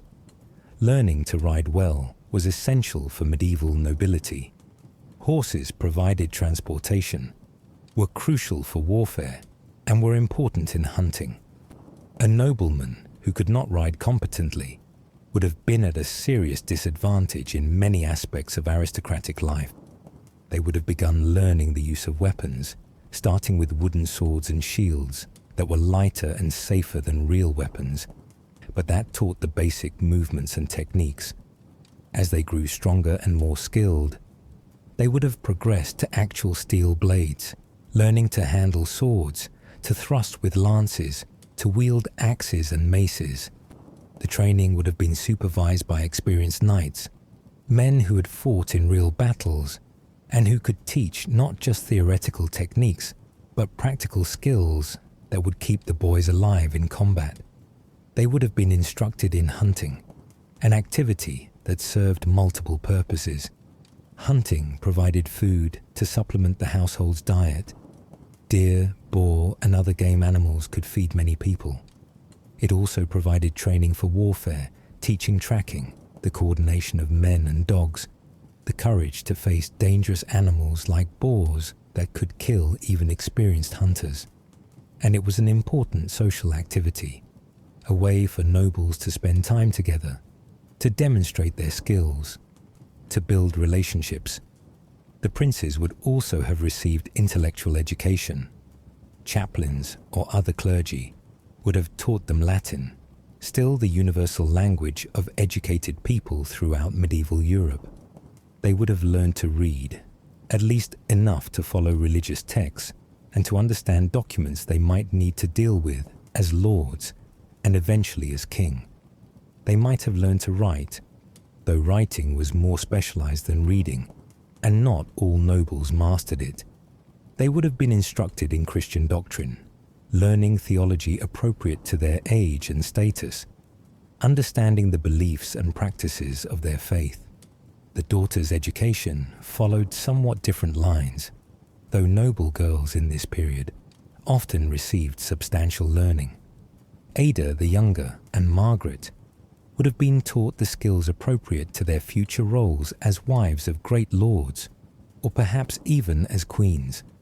They would have learned household management, how to supervise servants, how to manage the complex logistics of running a great noble household, how to organize feasts and other entertainments, how to manage estates when their husbands were absent. They would have learned textile production, which was an important economic activity and also a skill expected of noble women. They would have learned spinning and weaving, embroidery and needlework.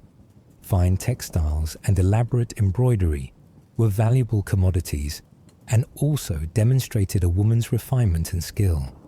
Queens and great ladies were often shown in medieval art, working at embroidery, emphasizing their virtue and their proper feminine occupations. The daughters would also have learned to read, probably in both Latin and French. Literacy among noble women was fairly common and was valued. Literate women could read devotional literature, could manage correspondence, could participate in the cultural life that centered around literature and learning. They might have been taught music, perhaps learning to sing, or to play instruments like the harp or the lute. Musical performance was considered an appropriate aristocratic accomplishment, and households often included musical entertainment. Throughout these years of family life and domestic responsibilities, Henry maintained his military readiness and his role in his father's strategic planning.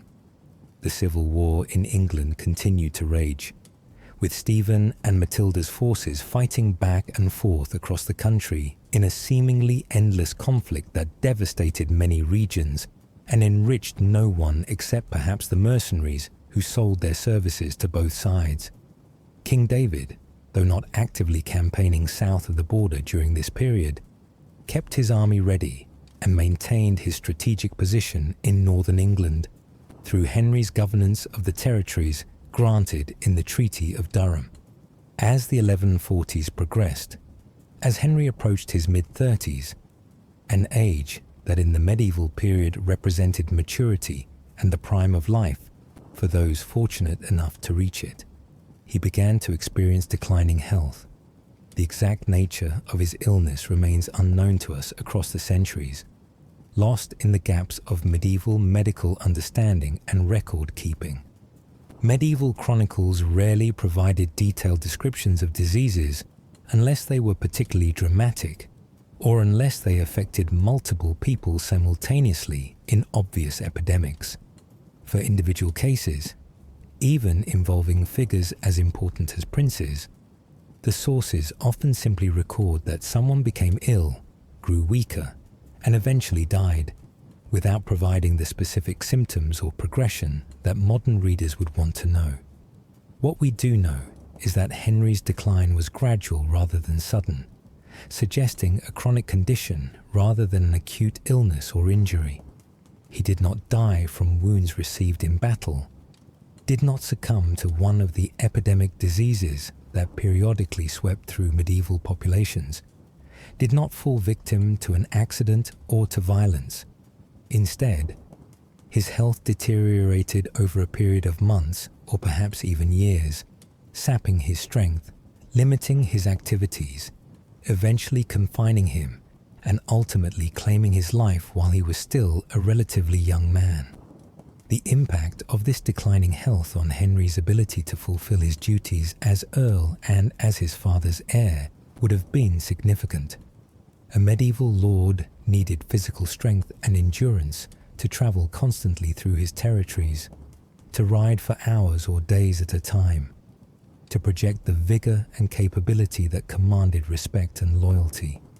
As Henry grew weaker, as his energy flagged, as he found himself less able to maintain the exhausting schedule that effective governance required, he would have had to rely more heavily on his officials and deputies, trusting them to handle matters that he would previously have addressed personally.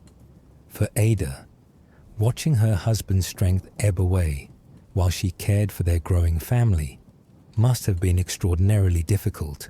She would have been managing the household, overseeing the children's upbringing and education, supervising the various estates that belonged to her as dower, and also trying to care for an increasingly ill husband who was slipping away despite all her efforts and all her prayers.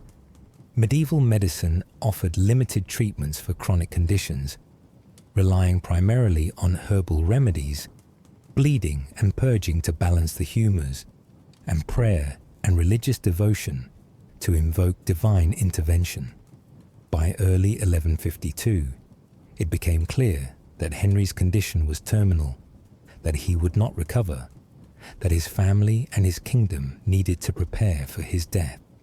King David, now approaching 70 years old and having ruled Scotland for nearly 3 decades, faced the prospect of losing his eldest surviving son, the heir he had trained and prepared to inherit the throne, the prince who was supposed to continue his work of transforming and strengthening Scotland.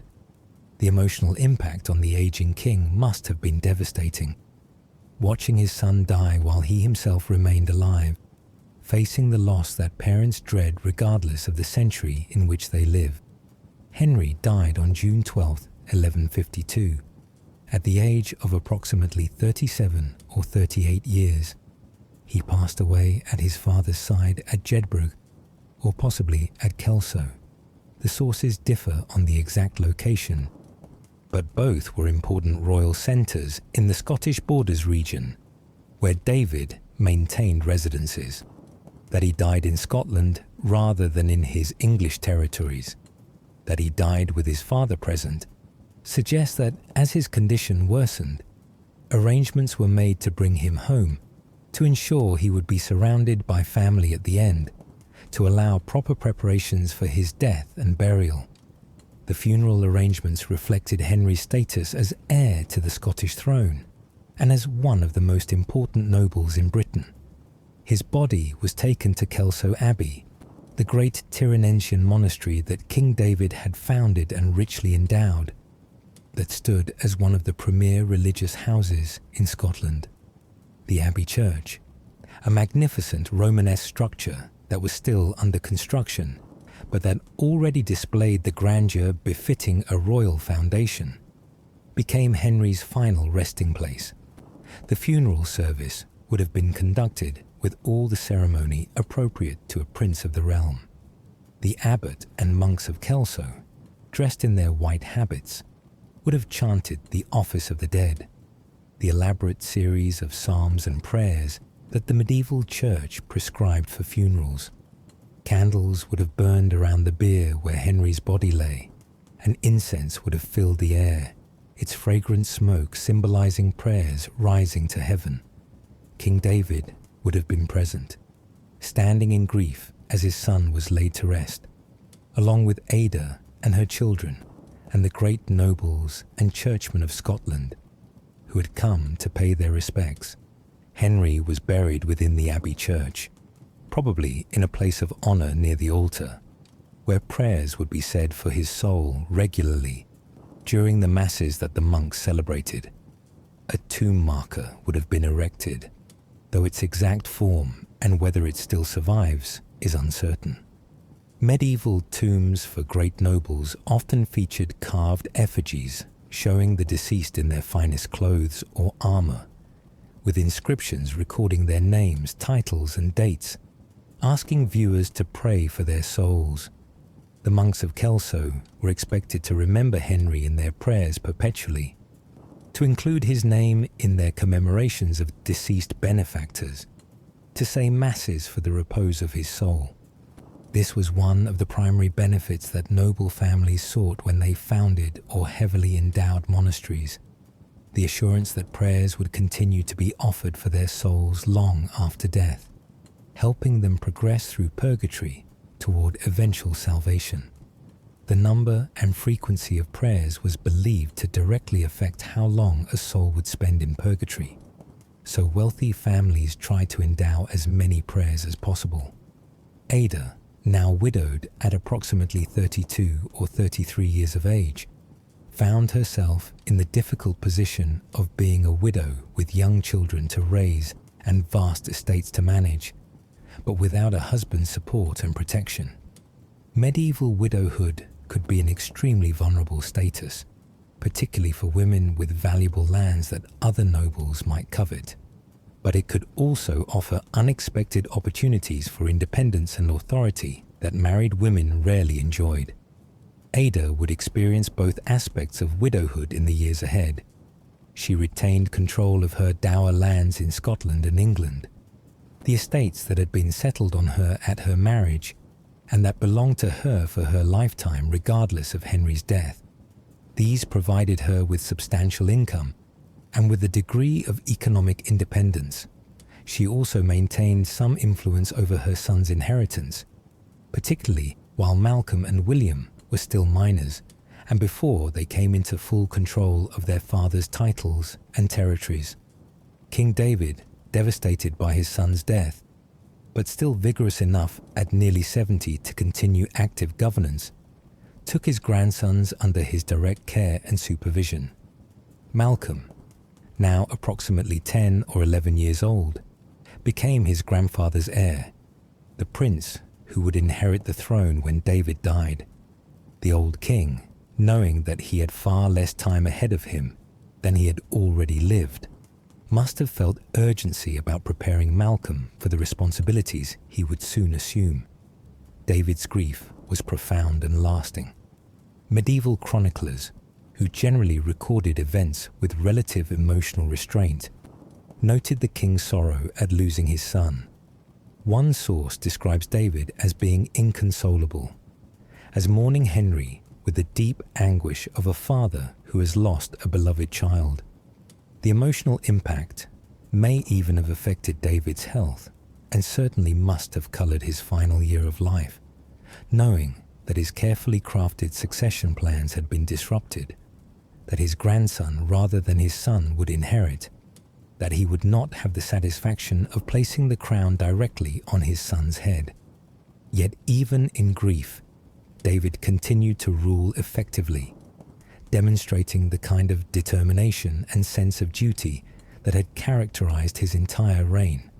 He conducted the business of government, held courts, issued charters, maintained his support for religious institutions, and prepared his grandson for kingship.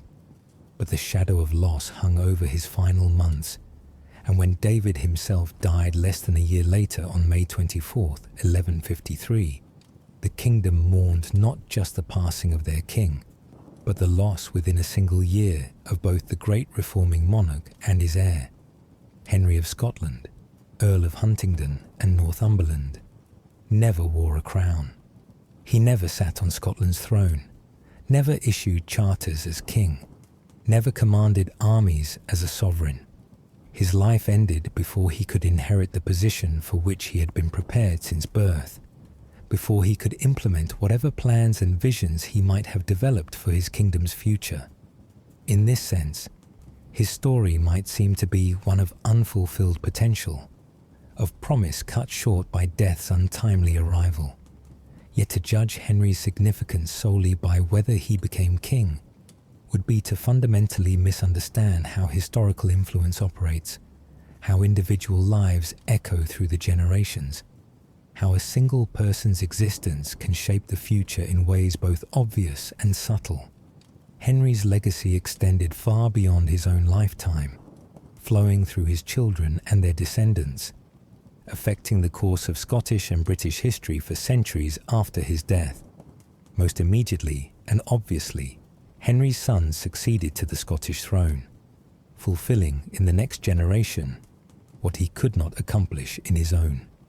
When King David died in 1153, just 11 months after losing his beloved son, the crown passed to Henry's eldest son Malcolm. At only 12 years of age, Malcolm IV became King of Scots, beginning a reign that would last 12 years, until his own early death in 1165, at the age of just 24. Malcolm IV, known as Malcolm the Maiden for his piety and for dying unmarried and childless, inherited a kingdom that his grandfather had transformed and strengthened over nearly 30 years. He also inherited complex relationships with England. He had to surrender the northern English territories that his father had controlled, returning them to King Henry II of England, who was far more powerful than King Stephen had been, and who was not willing to tolerate Scottish control of English lands. Despite losing these territories, Malcolm maintained Scotland's independence and dignity, successfully navigating the dangerous political waters of his time. When Malcolm died childless in 1165, the crown passed to his younger brother William, Henry's second son, who became known to history as William the Lion. William's reign lasted an extraordinary 49 years, from 1165 until his death in 1214, making him one of Scotland's longest reigning monarchs. His long tenure provided stability and continuity, allowing Scotland to develop its institutions, strengthen its economy, and maintain its position as an independent kingdom despite English pressure. William the Lion faced numerous challenges during his long reign, including a disastrous military campaign against England that led to his capture at the Battle of Alnwick in 1174. Fought at the same location where his great-great-grandfather Malcolm III and great-uncle Edward had been killed 81 years earlier. William's capture resulted in the humiliating Treaty of Falaise, which made Scotland effectively a vassal state of England and placed Scottish castles under English control. Yet William persevered, eventually recovering Scotland's independence in 1189 by paying King Richard III of England a substantial sum for the cancellation of the treaty. William married Ermengarde de Beaumont in 1186, finally providing the dynasty with direct male heirs after years of uncertainty about the succession. His son, the future Alexander II, was born in 1198, ensuring that Henry's line would continue on the throne. Through William's long and ultimately successful reign, through his recovery of Scottish independence, through his provision of an heir, Henry's descendants maintained their position as Scotland's ruling dynasty. But Henry's legacy extended even further, flowing through multiple lines of descent that would shape British history in ways that could not have been predicted in the mid-12th century. His younger son David, Earl of Huntingdon, though he never became king, fathered daughters whose descendants would make spectacular claims to the Scottish throne generations later. Through David's daughter Isabella, Henry was the direct ancestor of John Balliol, who became King of Scots in 1292, and of Robert the Bruce, who claimed and won the Scottish crown, and who secured Scotland's independence through his victory at Bannockburn in 1314. The fact that all Scottish monarchs from the late 13th century onward descended from Henry meant that his blood flowed through every subsequent generation of Scottish kings and queens. Through his daughter Ada, who married Florence Diancy Thurge and Nauwers, Count of Holland, Henry became an ancestor of numerous continental European noble families. Through his daughter Margaret, who married Conan IV, Duke of Brittany, he connected to the Breton nobility. These connections spread Henry's descent across the aristocracy of Western Europe, creating a vast web of kinship that tied together royal and noble families across the continent. The English royal family descended from Henry as well, through his great-great-great-great-granddaughter, Eleanor of Castile, who married King Edward III of England. This meant that when the Scottish and English crowns were united in 1603 under James II of Scotland, who became James I of England, both kingdoms were ruled by a monarch who descended from Henry through multiple lines. The current British royal family, descended from James, carries Henry's blood, making this 12th century prince, who never became king, an ancestor of Queen Elizabeth II and King Charles III. Beyond these genealogical legacies, beyond the fact that Henry's descendants sat on thrones and governed kingdoms, his life illustrates important themes about medieval monarchy, about succession, about the relationship between individual lives and historical forces. He demonstrated that preparing an heir involved more than simply producing a son. It required education, experience, exposure to governance and warfare, development of the skills and knowledge necessary for effective rule. King David's careful preparation of Henry, while it could not prevent Henry's early death, established patterns of royal education that continued in subsequent generations. Henry's life also illustrates the importance of marriage alliances in medieval politics, how strategic marriages could create networks of relationships that promoted peace and cooperation across potential conflict lines. His marriage to Ada de Warenne, connecting the Scottish royal family to one of England's greatest noble houses, to the French royal line through Ada's mother, helped integrate Scotland into the broader European aristocratic world, while also creating family connections that might moderate future conflicts between Scotland and England. The establishment of his children, the resources and connections he provided them, the position they inherited as members of both Scottish and English aristocracy, gave them opportunities and advantages that shaped their lives and the lives of their descendants. Malcolm and William inherited not just their grandfather's throne, but also the complex legacy of English territories and relationships that Henry had managed. Their sisters made marriages that connected them to important families, creating additional networks of kinship and alliance.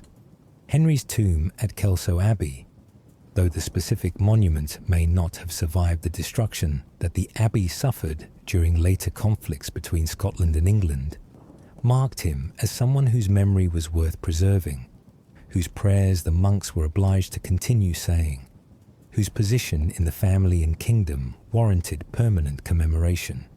The fact that he was buried at one of Scotland's premier religious houses, that his father had chosen this location for his son's final rest, spoke to Henry's importance and to the family's desire that he be remembered. In the broader sweep of Scottish history, Henry represents a transitional figure, someone whose life spanned the period when Scotland was transforming from a Celtic kingdom operating according to ancient customs into a feudal monarchy organized along Anglo-Norman lines. He embodied that transformation in his own person, son of a king who was implementing Norman methods, educated in both Scottish and English traditions, married to an English woman from a great Norman family, governing territories on both sides of the border, commanding armies that mixed traditional Scottish warriors with Norman knights. His relatively short life, ending when he was still in his 30s, reminds us of the precariousness of existence in the medieval period, when even princes with access to the best medical care available could be carried off by diseases that modern medicine could easily treat. It reminds us that historical outcomes often depend on individual lives and deaths, that if Henry had lived another decade or two, had inherited the throne from his father, the subsequent history of Scotland might have taken different paths. Yet his death also demonstrates resilience, how dynasties and kingdoms continued despite individual losses, how systems of succession and governance could absorb even the death of the heir apparent and continue functioning.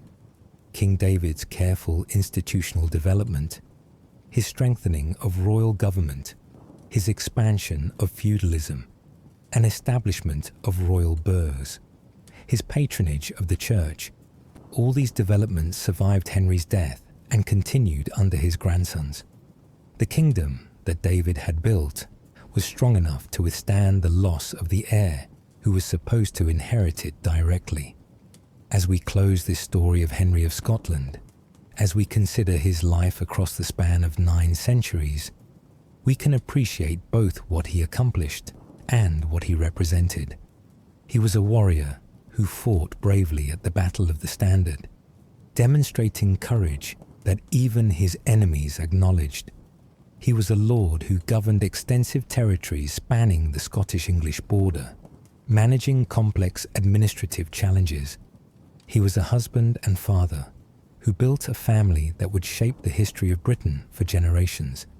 He was an heir who prepared for responsibilities he would never fully assume, whose sons would inherit the crown he never wore. His story reminds us that history is made not just by those who achieve their ultimate goals, not just by those who wear crowns and win battles and live to old age, but also by those whose lives end before their potential is fully realized, whose legacies flow through their children rather than through their own completed accomplishments, whose influence on the future operates through indirect channels rather than through direct action. Sleep well, knowing that Henry of Scotland, though he never became king, helped shape the kingdom his sons would rule and the nation that would emerge from their reigns. His blood flows through the veins of monarchs still. His memory is preserved in the chronicles and records of his time, and his place in the great tapestry of medieval history is secure, even if the crown he was meant to wear passed instead to the next generation.